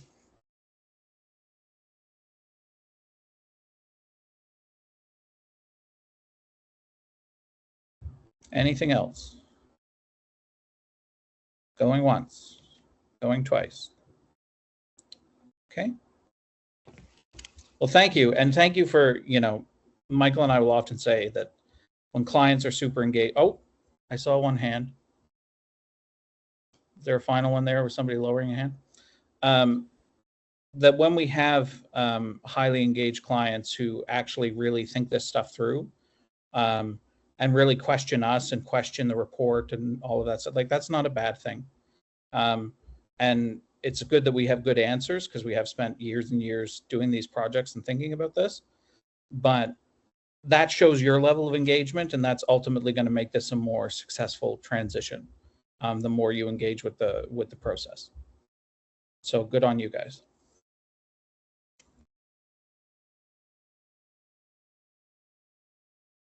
Thanks so much, Matt. Thank you, guys. No problem. I guess we'll take our leave, Michael, and leave you to more interesting pursuits. Thank you, everyone. Have a good night. Bye, guys.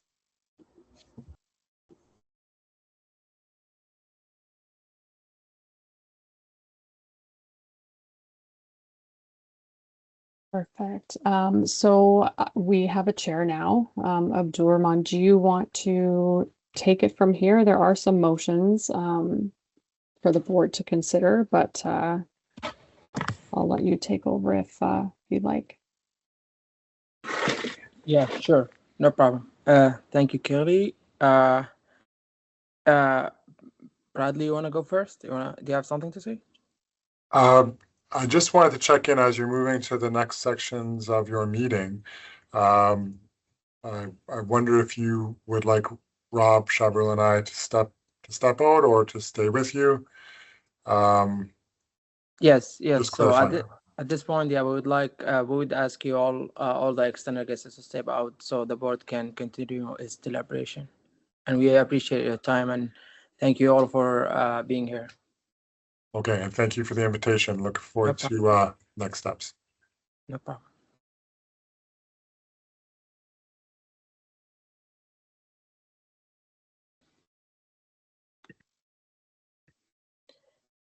So we have a motion.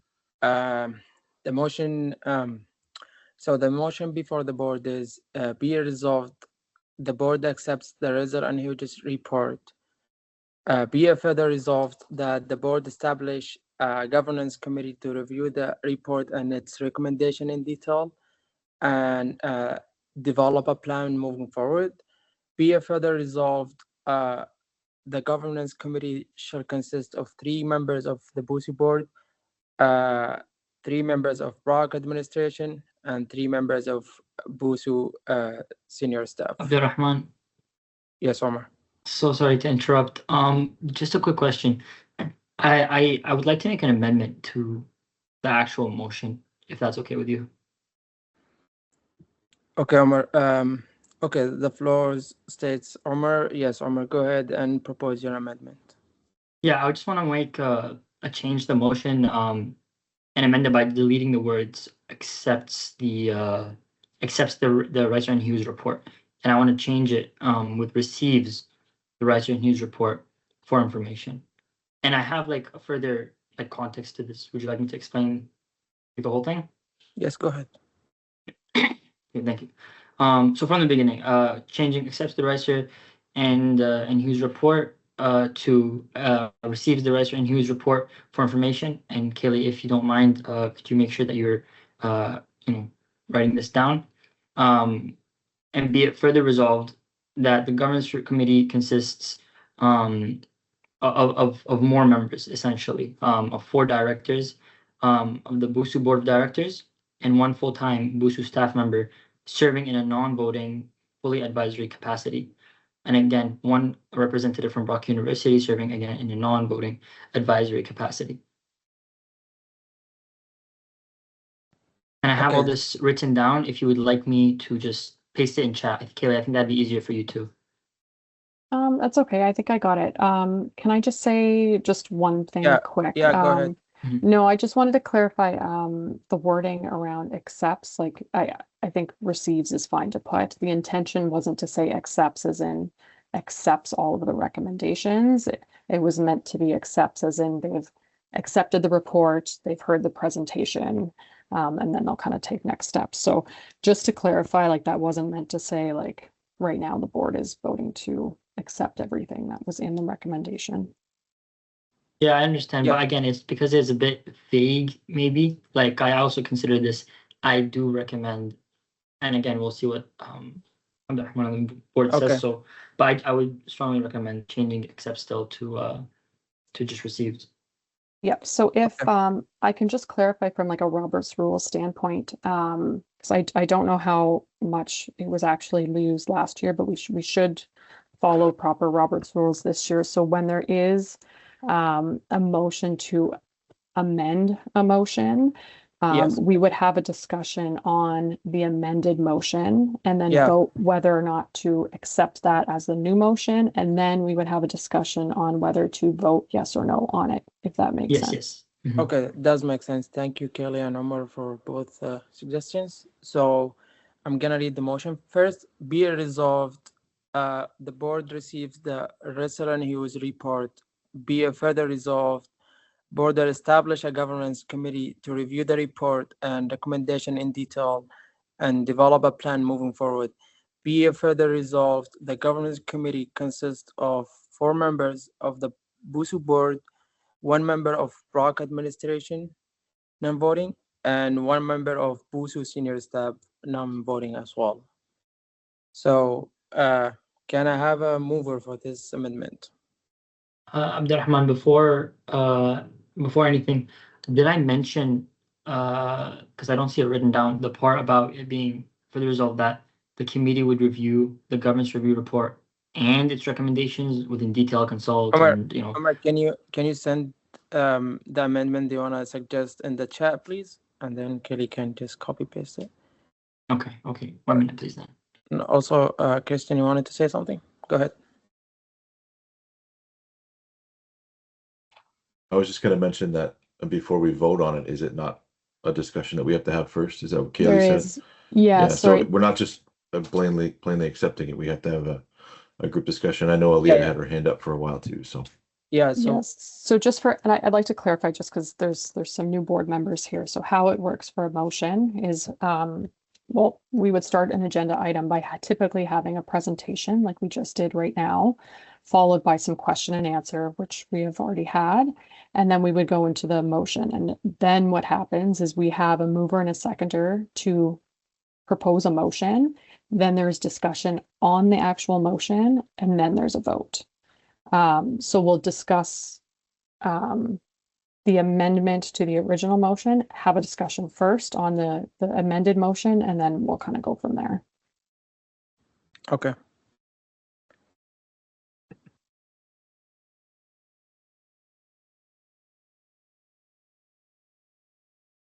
We can probably start having that discussion. I can make I think I caught most of it in Okay. So the in floor is open for discussion. If you have any question, any concern, just feel free to jump in or just raise your hand. Yes, Olivia, go ahead. I was just gonna ask for clarification about like how, I don't know, maybe I missed it, but like the 4 members of the board and 1 member of Rock administration, 1 member of senior staff, like how will we decide on those? Like, and like when is this gonna kind of like timeline, kind of hoping to like timeline, if anyone knows?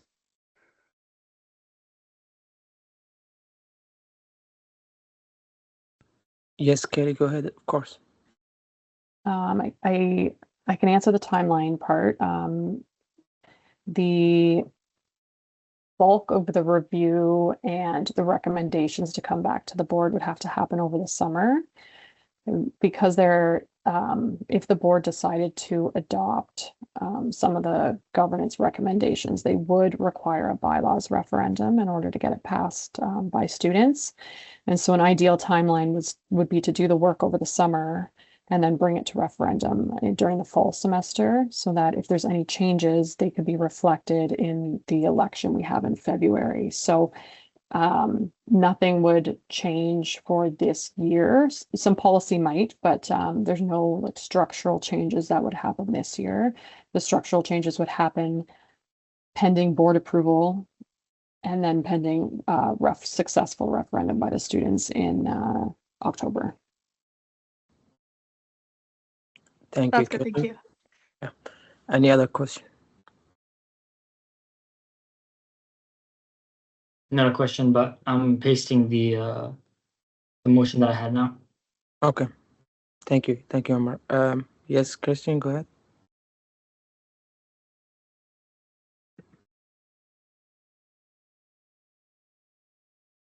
Christian, you had a question or something? sorry, my mic was off. No problem. I think I'm just curious of where the number edit comes from in terms of representation on that committee.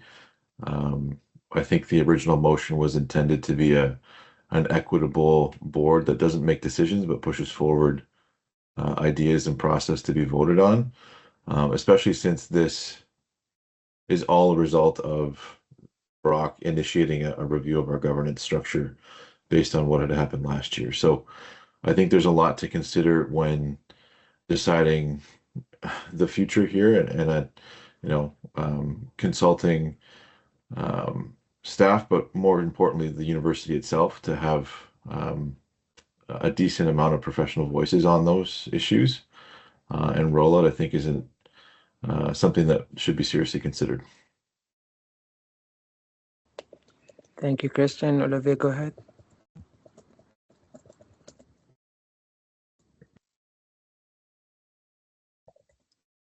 Olivia? Mark's thing about like having that representation, but I understand like the worry about having those like the senior staff or like the Brock University like staff having the votes, but I also do think it's important to have more than just one because they have a lot more experience than us, and even if we aren't necessarily taking like what they're saying into like the future of like the governance review, like implementing it, I think it's important to have like more than one just so we can like consider more, and we can all talk more about like if it should be voting or not, but I think having more than one of like Brock administration, one Brock senior staff, just especially in the report like that we talked about today about having like the board like liaison like relationships, I think that would also be a good step in like working towards like that recommendation as well. Yeah, thank you, Olivia. Omar, gonna say something? Yeah, Go ahead. essentially, I just believe that it's a governance review. At the end of the day, it's a governance review, and I also think under ONCA, governance authority rests with the board of directors. And so, while staff in the university do provide valuable perspectives, and mind you, there are two total representatives that aren't from the board, one from Brock and one being from BUSU. They do provide valuable perspectives, and they're there for a reason, right? I believe that the committee should remain board-led, however, in the current capacity, with staff and university representatives serving in literally purely advisory forms, again, rather than voting members, because this, essentially preserves accountability and it still ensures like all different thoughts and perspectives are heard. And even like if your recommendation was to have more, again, we can further discuss this and vote on it. But I personally believe that the current status is important. And I see you said, but in advisory role, yeah, exactly. But yeah, again, nonetheless, I personally believe that it should be one person from Rock, one person from BUSU. I agree with that too, and thank you, Omar. Aliyah, if you have something to say, you go ahead. Yeah, just kind of going off of what you said, Omar. I was just gonna say that I kind of agree more with Olivia just because, as they were saying and explaining in the governance review, they were stating that our roles transition so much year to year. So it's like, how are staff and things like, not staff, sorry, how are the board members supposed to have that experience and like just be able to continue to like do their job to the best of their abilities without that staff support like being there, especially since they've had this job for so long and so many years, right? So they've had that experience that just board members do not have. Thank you, Aliyah. If you have any concern, yes, Omar, go ahead. I'm sorry, Aaliyah, you cut out in the middle part of what you said. Can you just briefly repeat what you said? Yeah, where did I cut out from? You cut out from the from after what was happening last year. I think you said something about ONCA or something along these lines. No, I was saying from the governance review and how they were just going over it and everything, and how they were mentioning that year to year it's transitioning from board member to board member, whether it's like the 1 year or the 2 year, right? So I was trying to say, how are the board members supposed to do the best of their ability? Obviously, they can do something because they have experience and things like that, but staff members have that experience. They have the years. They've seen board to board to board year after year. So I was trying to say, I agree with Olivia that there should be staff members there and other supports there so that you can get the best ideas and like understand things to the full extent that you may not be seeing. That's what I'm saying. Understood. Thank you. Thank you both, Omar and Aliyah. Olivia, do you have something to say? Yeah, I was just gonna add like one more point. Like this motion is just talking about essentially just having like a committee to just like review the report and recommendations and like develop a plan to move forward. But those recommendations and like things will be reported back to the board. And like I don't think they're the ones that are like implementing these things. Like we're all gonna still discuss. I don't think personally it hurts to have more voices, especially when like this is only my second year on the board and like I'm just going into third year. So like I don't have the same experience board governing authority, and I don't think that that should change, but I just Olivia, think it doesn't help to have Olivia, like can you say that one more time yes. because you cut off? Which part? Last 3 seconds. Oh, I just under Anka like we do have the governing authority. I don't think that should change. I just think it doesn't help to have more voices in the room just to make sure like we have more ideas like because someone might say something that is really like innovative and like might really help, but if we just reduce it, like I don't think it. That's just my opinion. Thank you, Olivia, for your opinion. Mohammed, Khatib, you have anything to say? Yeah, I would like to second Omar. I think we should invite more members, but not as a part, like not as a member in a committee, but as an external guest to support the committee. Okay. Thank you, Khatib. Any opinions? Yeah, Omar, go ahead. Yeah, I'm kind of adding a second BUSU representative, but again, in an advisory capacity. I think that's something that, you know, it's a little bit of a compromise for both perspectives. Okay, yeah, I see the same thing. If the board agrees, we can add another BUSU advisory member.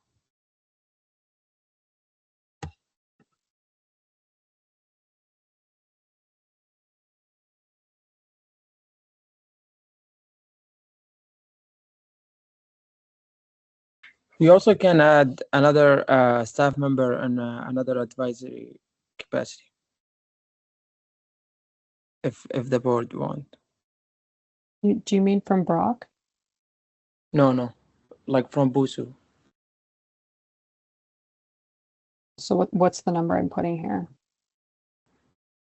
So, 2 or 3? Yeah, 2. Okay.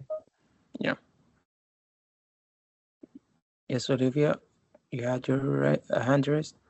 Yeah, I was just gonna say, I think it also, we can agree to disagree, but I was gonna say having another member of Brock administration might be helpful, still in like the non-voting capacity, just because of like they experience all that turnover, and we want to make sure that BUSU's relationship with Brock stays in good standing, especially after they're the one who mandated the governance review. Just to me, like they just have like different experiences as like the BUSU staff. Like they're completely separate. So I think it doesn't hurt as well to have another like just voice, even if it's just advisory. Like I don't think there's like really any concern with that. I think they can attend the meeting as external guest, but we can have more discussion. Omar, you have your hand raised. By accident, my fault. Okay. Any other questions? Any other concerns? And I think Mariam just joined. Welcome, Mariam.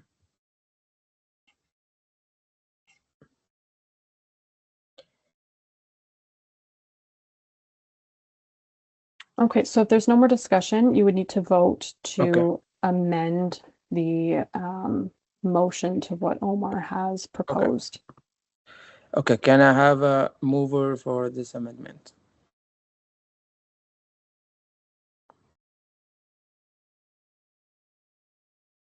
Omar.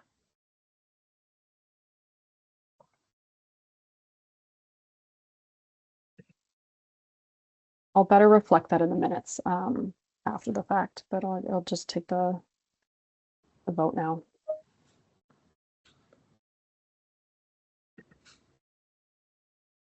So is there something in the chat? Olivia, you can propose a friendly amendment if you'd like. If Omar, as the mover, agrees with it, then we can go forward. Okay.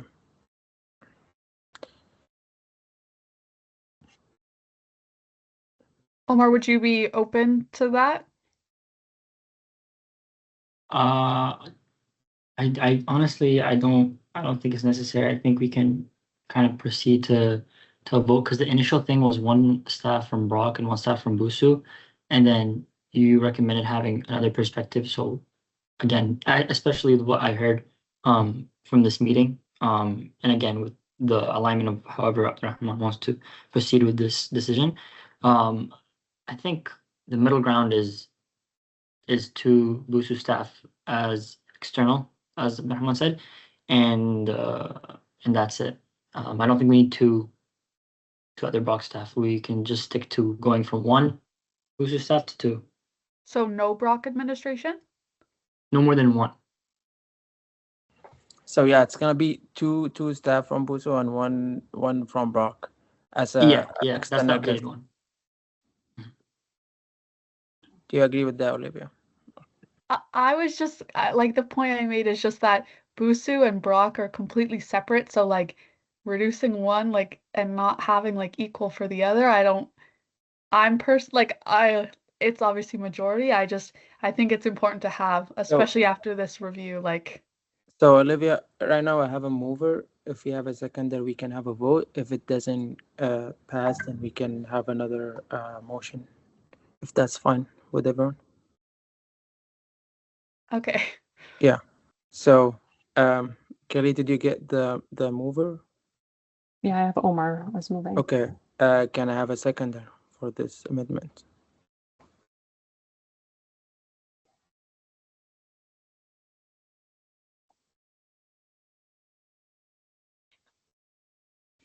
Hey, Mohammed.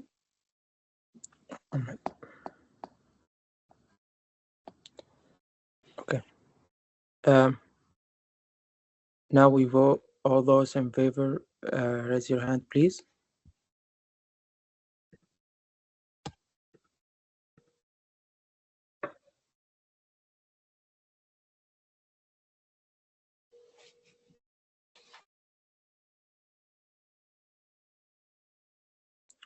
All those opposed, raise your hand, please.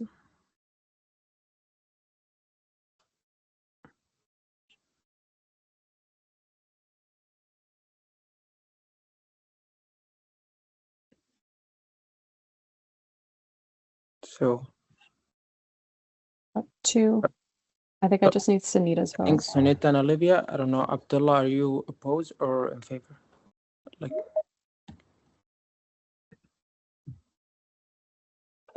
okay, Mohammed Azari just joined back. I don't know if you should do the voting again. Sure. Okay. Okay, I'm gonna ask one more time.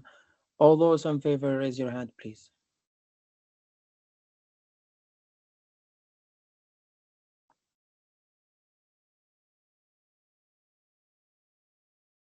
Okay, I see 9. You can put your hands down if you done.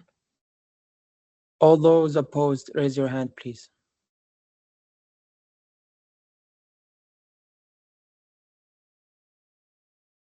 Can I ask again? All those opposed, raise your hand, please. All those abstain, raise your hand, please. Have all of you. Okay, so the motion has been approved. Okay. But we need to actually have a vote on the actual motion as well. Okay, So you the would get a first one mover. was for the amendment. Now we vote for the motion itself, right? Correct. So get a mover and a seconder, and then if there's any discussion, you can have discussion and then move to a vote. Okay, I'm gonna read the motion one more time. Be resolved, the board receives the Resser and Hughes report for information. Be further resolved, board establish a governance committee to review the report and recommendation in details and develop a plan moving forward. Consult with the relevant stakeholders as appropriate and report back to the board with recommendation regarding which recommendation should be adopted, amended, and deferred or rejected. Be it further resolved, the governance committee consists of 4 members of the BUSU board, 1 member of Brock administration, and 2 members of BUSU senior staff. Both are non-voting members. Can I have a mover, please?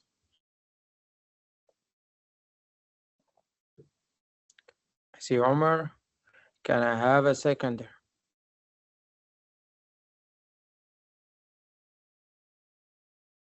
Okay, I see Sunita. For got that, Kelly? Yep. Okay. For those all in favor, raise your hand, please.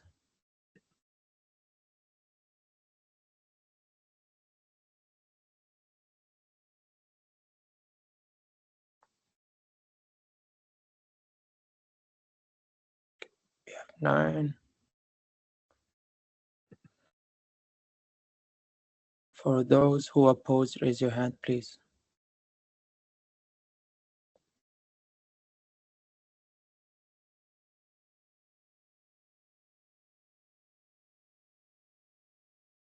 Okay, I guess Sunita. No. Sunita, how are you voting? I think she was in favor. I think I'm just waiting. Olivia, are you abstaining? Okay, for those abstention, yeah. Olivia is abstaining. Okay, that's everybody. Okay. It's not on the agenda, but since the committee's been struck, we should have the board select the members so that we can okay, put that together.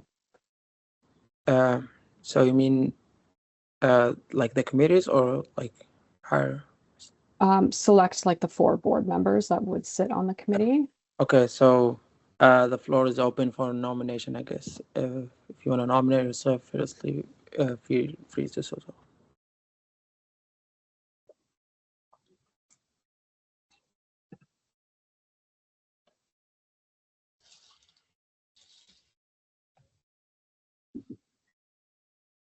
So we have 5. It's only 4, right, Kimmy? Yep. Oh, Sunita, did you mean to take your name down?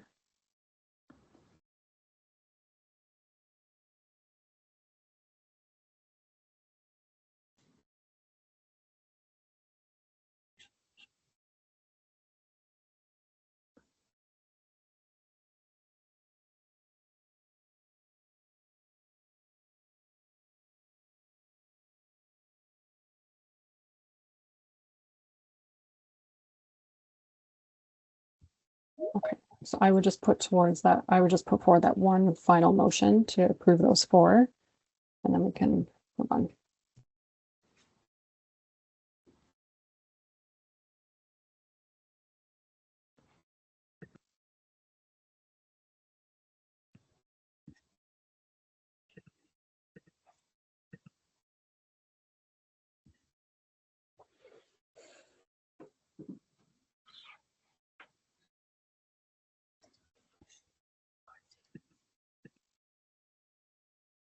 Is anyone looking to speak? Are you? Omar, do you have any question? Or No, I just raised my hand okay. for the thing. Yeah, that's Okay, all. no problem. Mohammed, do you have something to say? Yeah, I would just like to join the committee. So the committee is only 4 members. I'm not sure how will that work. Do you have a vote, or what do you think, Kelly? It's however the board would like to do it. If you would like to go through a vote, you can go through a vote, or you can just kind of discuss it as a group. I can step down if that's fine with me. You can just change Mohammed with my name. Okay, no problem. And sorry, was it Mohammed Khatib or Azhar? Mohammed, Okay. yeah. It's MUH. Okay. And then I would just put forward this motion for the board to vote on this one here. Okay. So be further resolved, board select Olivia, Omar, Mohammed, and Aaron to sit on the governance review committee. For those who are in favor, please raise your hand. I just need a mover seconder first. Sorry. Oh, sorry. Yeah, sorry about that. Can I have a mover, please? Okay, see, Miriam. Can I have a seconder?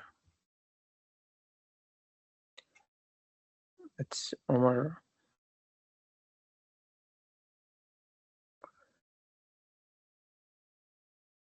Okay, and we can go to a vote. Okay. For those who are in favor, please raise your hand.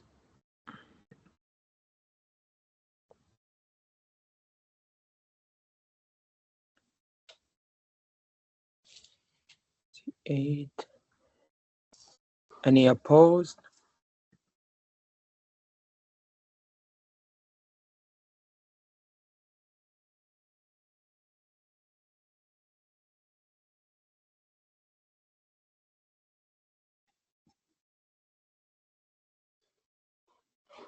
So no one opposed. Any abstentions?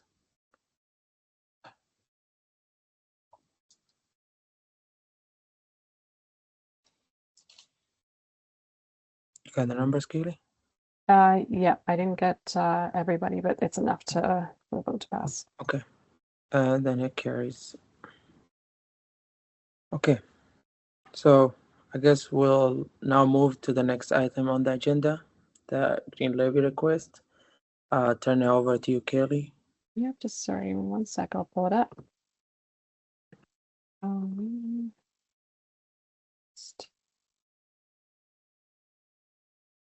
Share my screen here.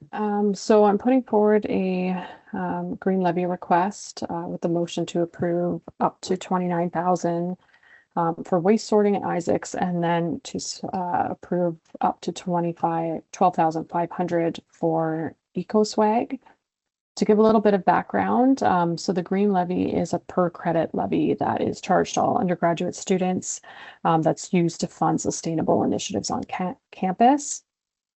So in the past, we have purchased biodegradable cutlery, EcoSwag like we're proposing today. We have replaced all the lighting in Isaacs with, or in the student alumni building with like LED lighting. It was very outdated and not energy efficient. The water bottle filling stations on campus were paid for by the Green Levy, and most recently the coffee cup waste sorters that you'll see around campus were paid out of this levy. And so in the past, the direction that we always took was with swag was to purchase like as much as we could for as cheap as possible. So as a result, students, for lack of a better word, they got a lot of crap, cheap pens, cheap cups, all of that. But back in 2022, we did a sustainability plan with Brock Sustainable, where we had them come and review all of our operations and basically tell us how to best spend this fund in order to have the most impact on the Brock community. So now we're trying to kind of work through that. And two of the major projects that we are looking for funding for this year are both things that had been funded in the past few years as well. So the first is waste sorting. So we aim to have 100% perfect waste sorting in Isaacs, which is not common for buildings on campus that serve food. And how that works is we put up the racks around the Student Alumni Center, and then took away the garbage cans, and then students are encouraged to put all of their garbage, recycling, and organic waste onto those racks. We then have student staff who go through and properly sort it out, and then the organic waste removal costs there, you can see it's quite expensive to have organic waste picked up, but like I said, we're looking for those more impactful projects. There was a stat in there that I think is really important. Of all the buildings on campus back in 2019, BUSU represented 7.75% of all waste generated at Brock. And by simply putting together this waste sorting system, we reduced that to 2.36%. So you can see the cost there. There's two parts to it. There's the cost of the labor to have a student staff do the waste sorting for us. They are hired by our team downstairs in Union Station, and they also take on some other responsibilities in the kitchen. And then there's the organic waste removal pickup. So that's the cost to actually pick up the bins. So I've requested slightly above what we used last year and up to that amount. So if we end up using less money, that's great. We just don't go over the 15,000 or the 14,000 as requested. The second part is for Eco Swag. So like I said, like we, in the past, like our goal was to just buy like as much stuff as we could to hand out to students. And we've really changed that mindset to, let's buy higher quality items that students will actually use, like t-shirts they actually want to wear, sweaters that they'll like, higher end glass water bottles.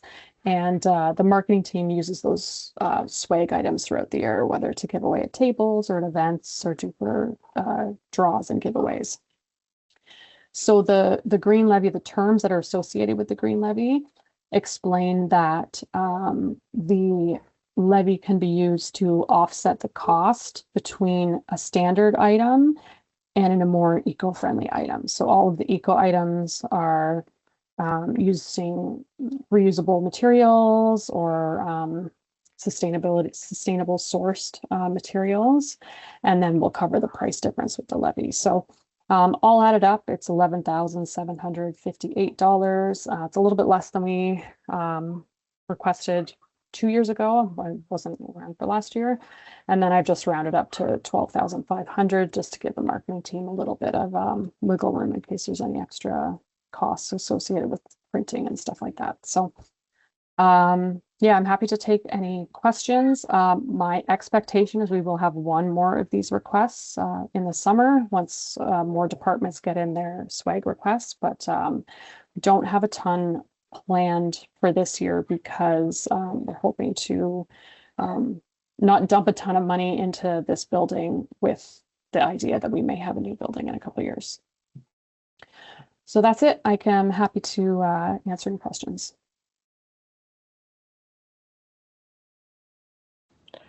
Thank you, Kelly. I think we'll now move to the motion. No, Sunita, do you have something to say?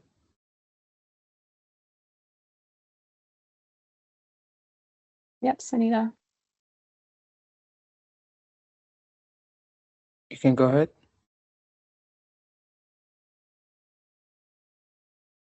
I know Sunita was having mic problems before. If you have a question, Yeah, if you want to put it in the chat, I can answer Yes. it.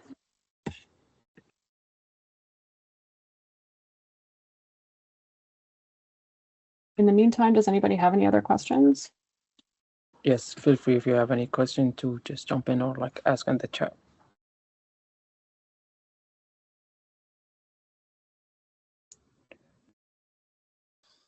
Just wait for a minute for Sunita if she has any question.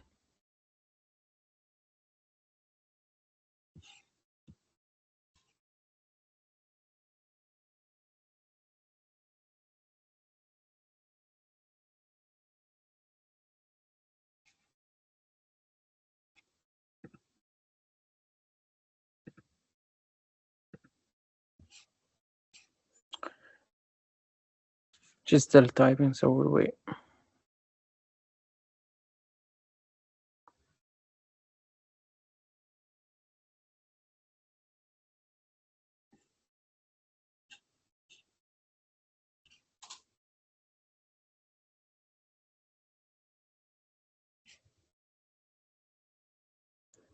So yeah, just have a question. You can answer that, Kelly.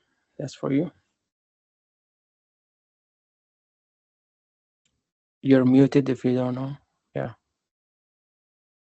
Sorry, I was going to say the idea is to focus on quality instead of quantity.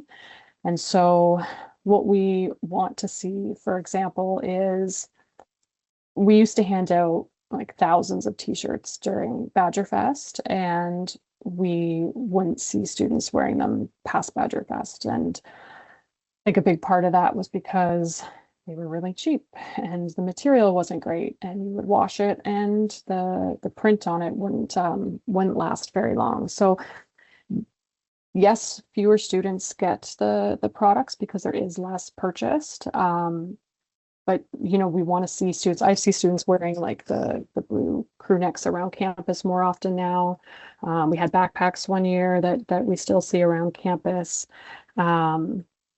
And so that's kind of the idea behind it. And then because we are using the sustainability levy, there is that, added benefit that the items we purchased are being, sourced from sustainable products.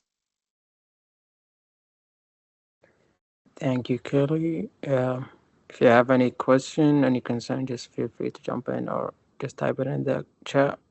Give a few minutes and then we'll jump into the motion. Sure.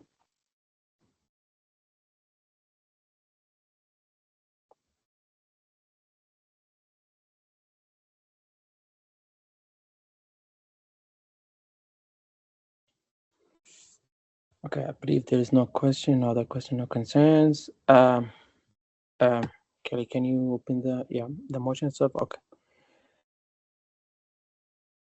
Yes. So the motion before the board is be it resolved that the board approves up to $20,000 from the Green Levy to support the waste sorting in Essex for the 2026-2027 year.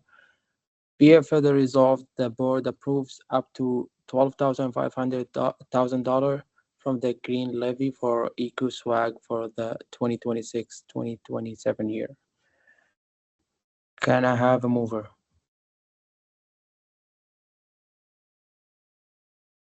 I see Omar. Can I have a second? Olivia? Okay.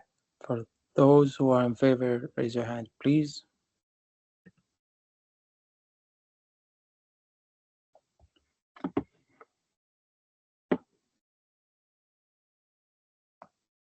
Okay. Any opposed? I think that's actually everybody. There's 9 in here right now. Okay. Okay. Good. Perfect. Thank you. No problem. Okay. So I guess we're now to move to the next item, the in-camera session. Could I have a motion to move in a camera? So be it resolved the board moves in camera at 7:11 p.m. For those all in favor, please raise your hand. Sorry, I just need a mover and seconder first. Oh, sorry. Can I see a seconder, please? Do you want to see that?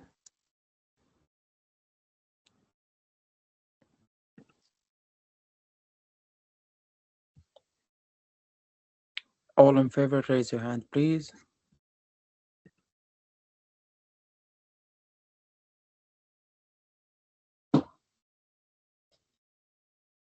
I think that's all. Yep. Okay. Okay, just give me 1 second. I'm just gonna stop the recording briefly. No problem.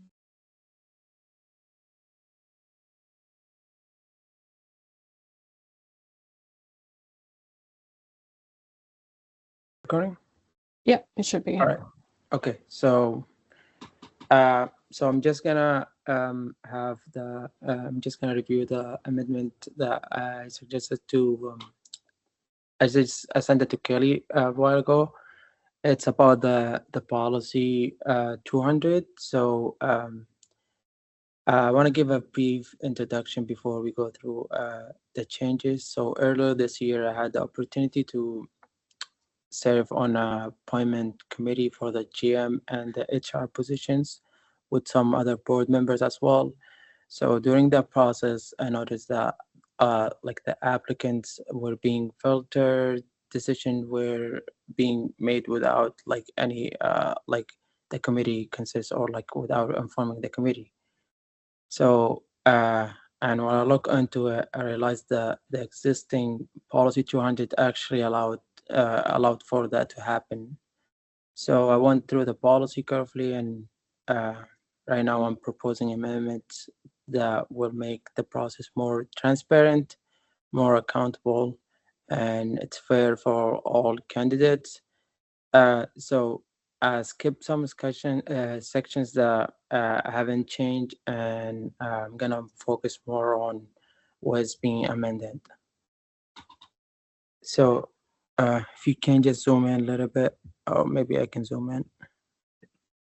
Yeah, for section B is so for each executive position, 2 members from BUSU board of directors as selected by the BUSU board of directors, and then we have 2 members of the full-time permanent staff and as selected by the assistant general manager will oversee an administration of the policy and about its vision and principles. So what I would suggest is for each executive position, an appointment committee shall be established consisting of 3 directors appointed by the board of directors, and then 1 full-time permanent staff member appointed by the executive board of directors, serving in a non-voting voting advisory capacity and shall not vote on candidates, score candidates, rank candidates, eliminate application, determine which candidate proceed through the process, or direct the recruitment firms or an external consultant without the knowledge of the authorization and of the appointment committee. Then we have section 3 for the BUSU president. The chair and vice chair will fill the 2 board seats. If the chair or vice chair are unavailable or in conflict of interest, another board members will be selected by the board. What I would suggest is, should a committee members become unavailable, resign, declare a conflict of interest, or otherwise be unable to participate, the board of directors should appoint the replacement.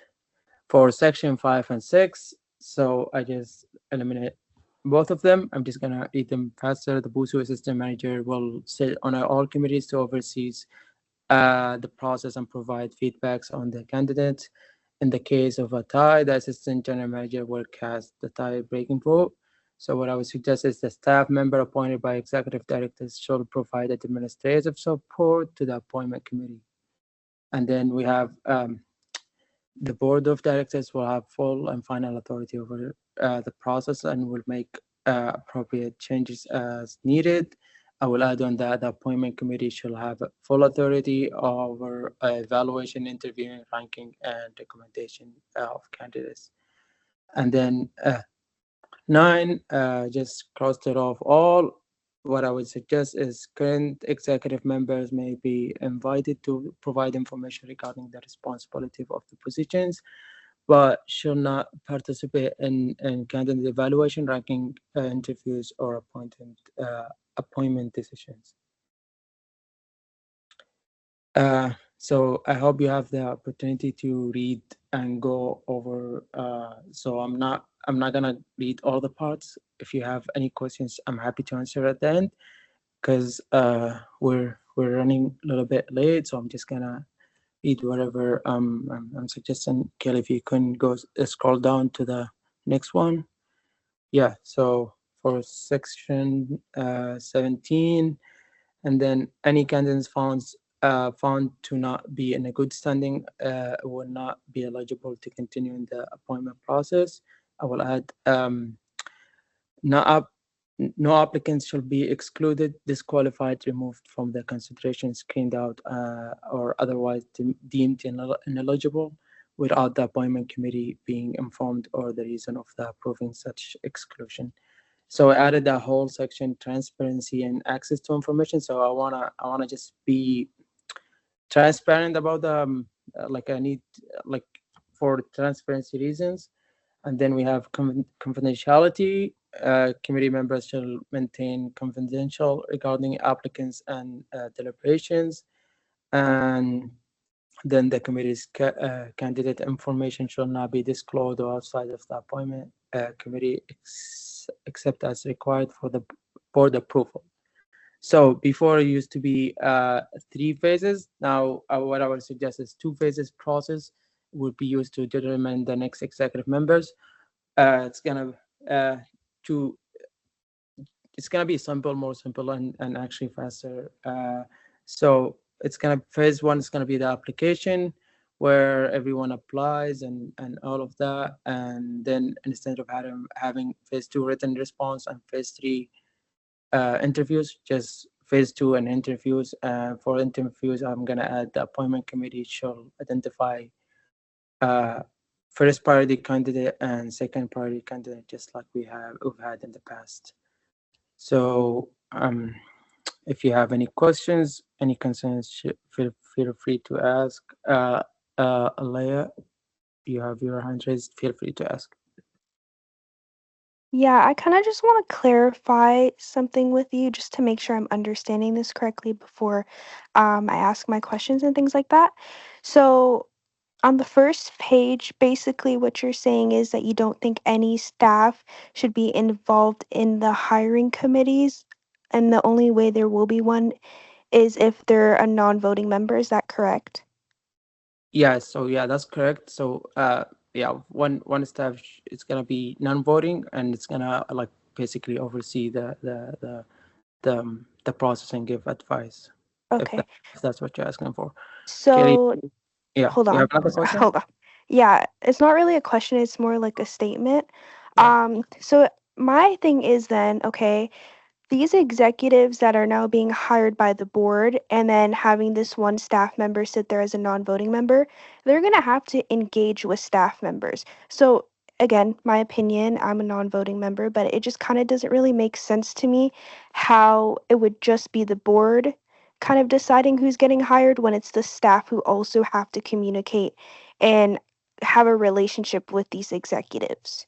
And that kind of goes for all your points. It's like, especially with the general manager as well and things like that for all of these roles, everybody needs to collaborate together. It is a team effort. I'm just like kind of not really seeing your point. Maybe you can elaborate or something on why it should just only be the directors when, again, this is a group effort type of thing.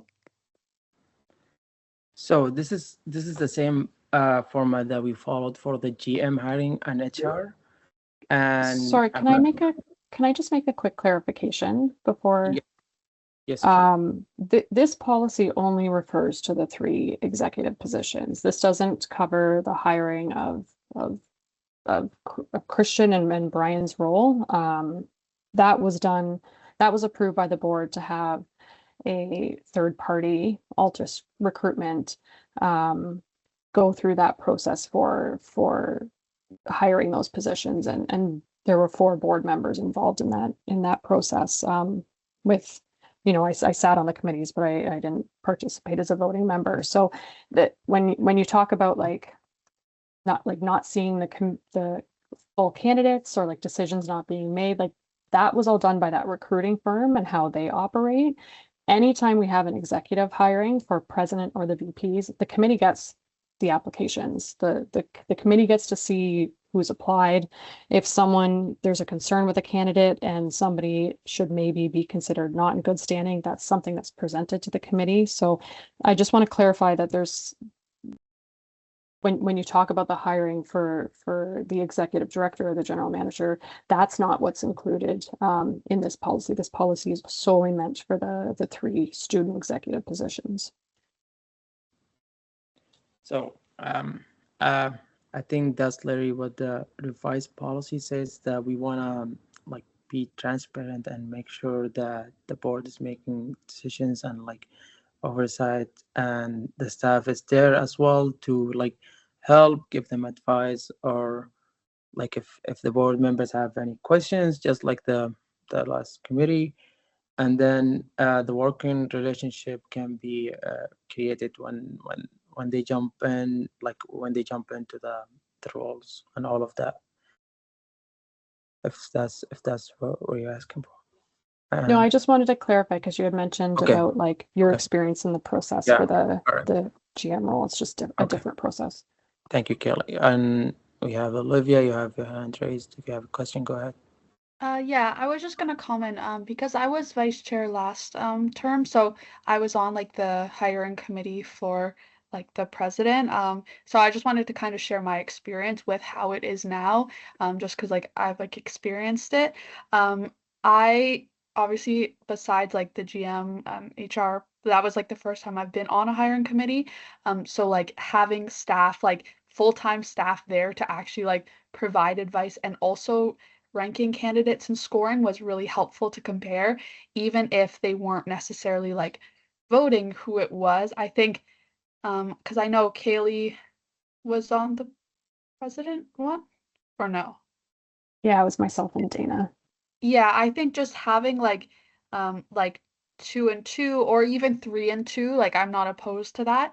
Um, just because they're like the day to day and we're only like here once a month, I think kind of like I um said earlier with like the governance review, like same thought process, having more voices just helps more, especially because we don't work with them behind the scenes like BUSU staff does, even if they don't necessarily have like it doesn't necessarily have to be 2 and 2 like it was before. But I think maybe even 3 and 2, just so we have more voices and like just like more people to like help, like isn't a bad thing. Like we're all like 20, 23-year-olds and like there's people who have like a lot more experience. So I think where we can listen to more people and just like have people advise, like I don't think that's like necessarily a bad thing. Thank you, Olivia. So the reason why when I was doing this amendment is I was also thoughtful of like availability and all of that, and I was trying to make it like as protective as possible. That's it. Okay, so Christian, you have your hand raised. Go ahead if you have any question. Yeah, just again, obviously non-voting here, but it's just a commentary. In light of the governance report that we've just received, is it potentially possible that this becomes a moot point in a year or less? And perhaps this is something to be tabled until after the governance review committee has made its findings and made recommendations, because we could be doing all of this work to amend a policy that will no longer be active for the next election or beyond. So just to kind of put our ducks in a row here, like perhaps there's time to wait on this one specifically, if just given the fact that things could change based on board directive in the next few months.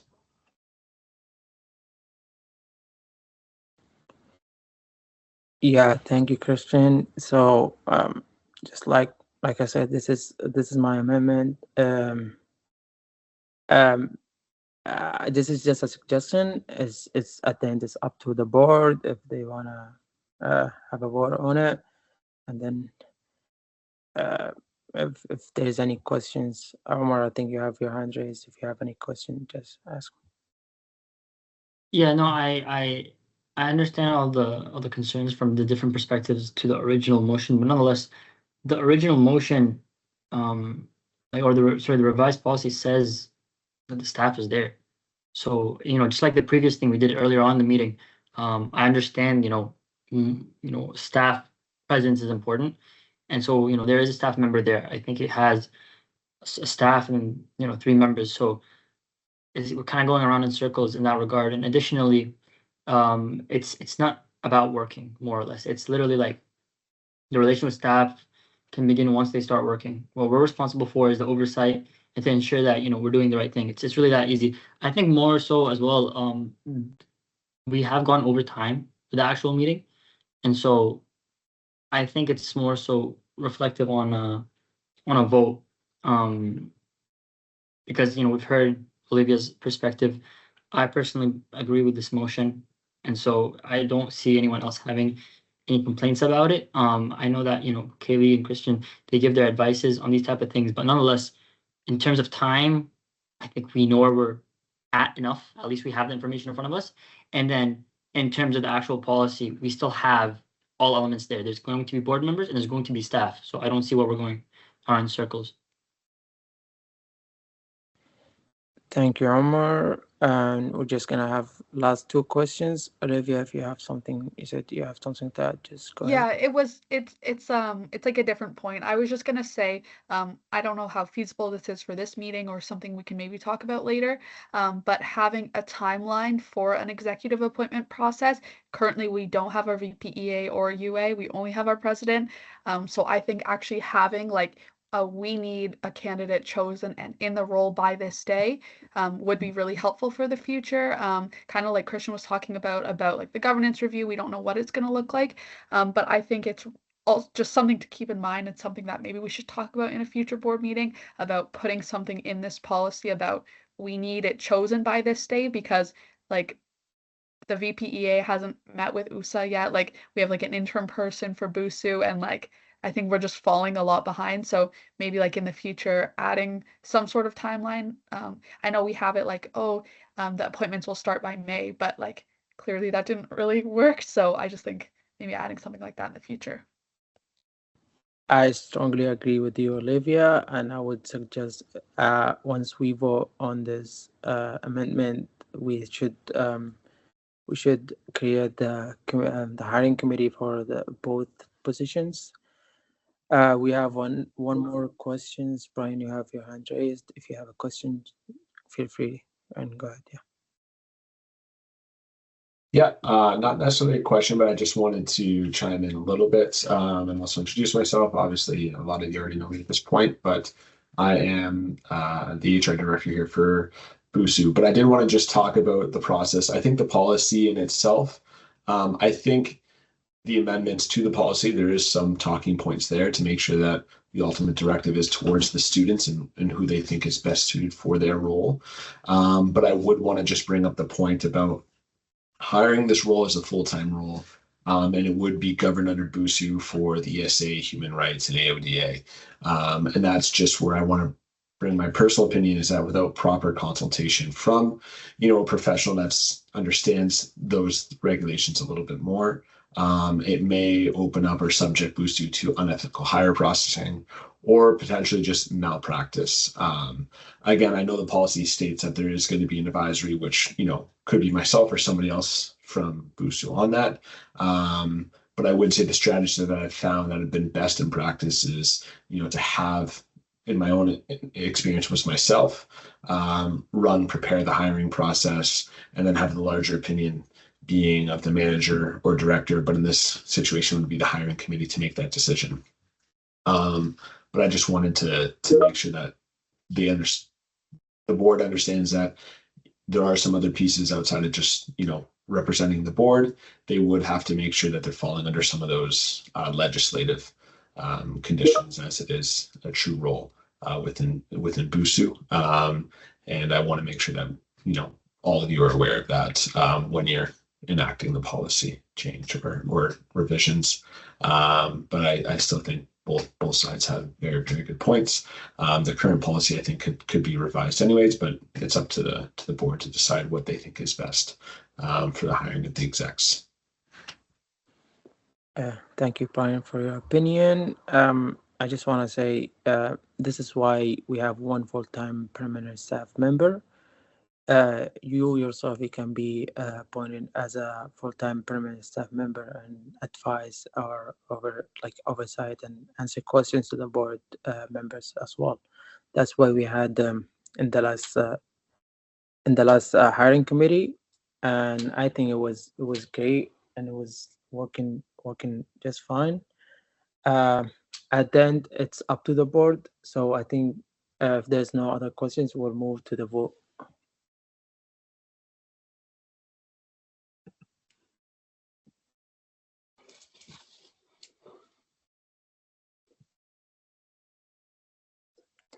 Can I have a mover, please?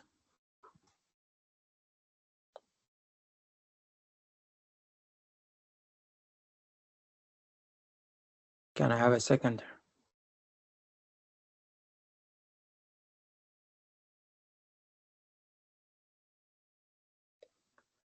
For those all in favor, raise your hand, please.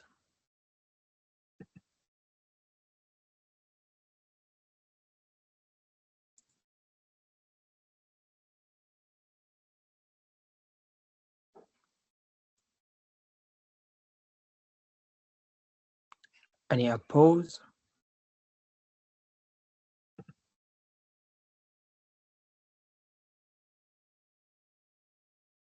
Any abstentions?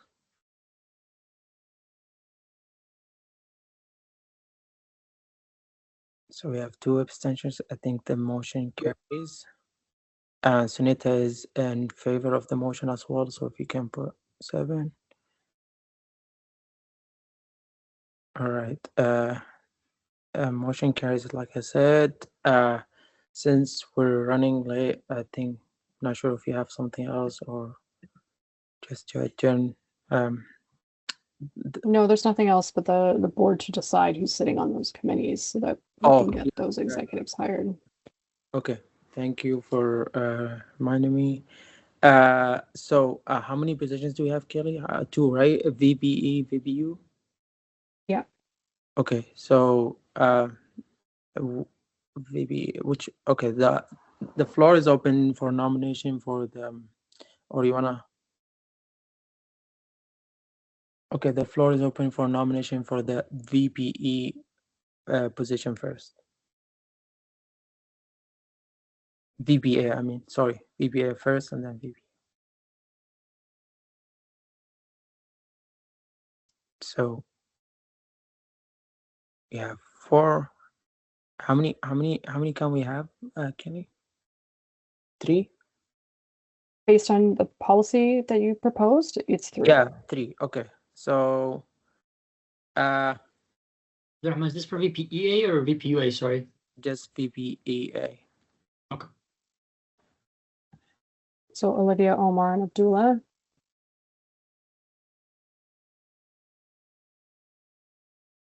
Yeah. Oh, sorry, Olivia, Mohammed, Abdullah. People keep raising and lowering their hands. Just keep your hand up if you want to be.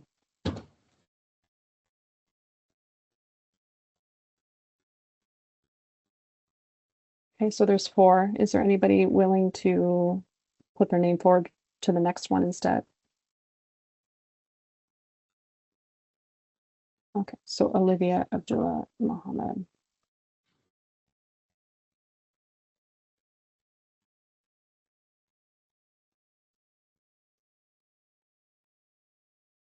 Okay, and then the next one is VPUA. So yeah. So we have 3, Aaron, Sunita, Omar.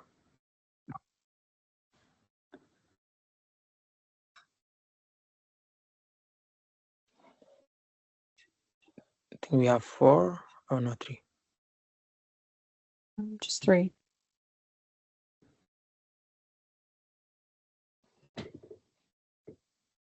Okay. Is there anything else do we need to discuss or just adjourn the meeting? Nope, just to adjourn. Okay. 7:51. All right. And I just need a mover to adjourn, not a seconder.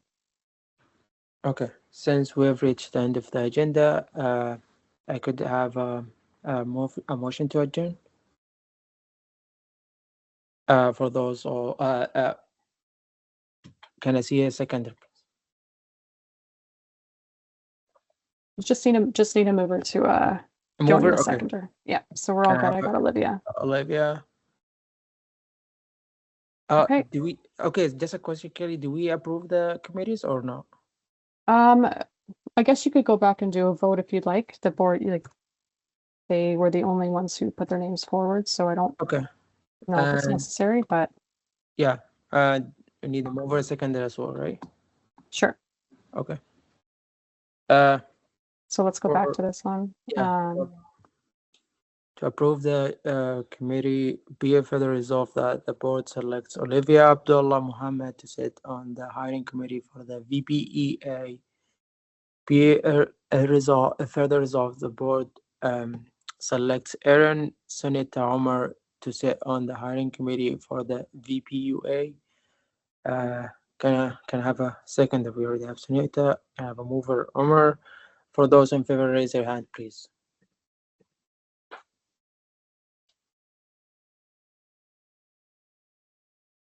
Okay, we have 9, 10. I don't think there's any position. Is that all? We have 10. Nope, that's everything. We're good to adjourn. Okay. Since we've reached end of our agenda, motion to adjourn the meeting at 7:51 p.m. We have Olivia for a mover. For those who are in favor, please raise your hand.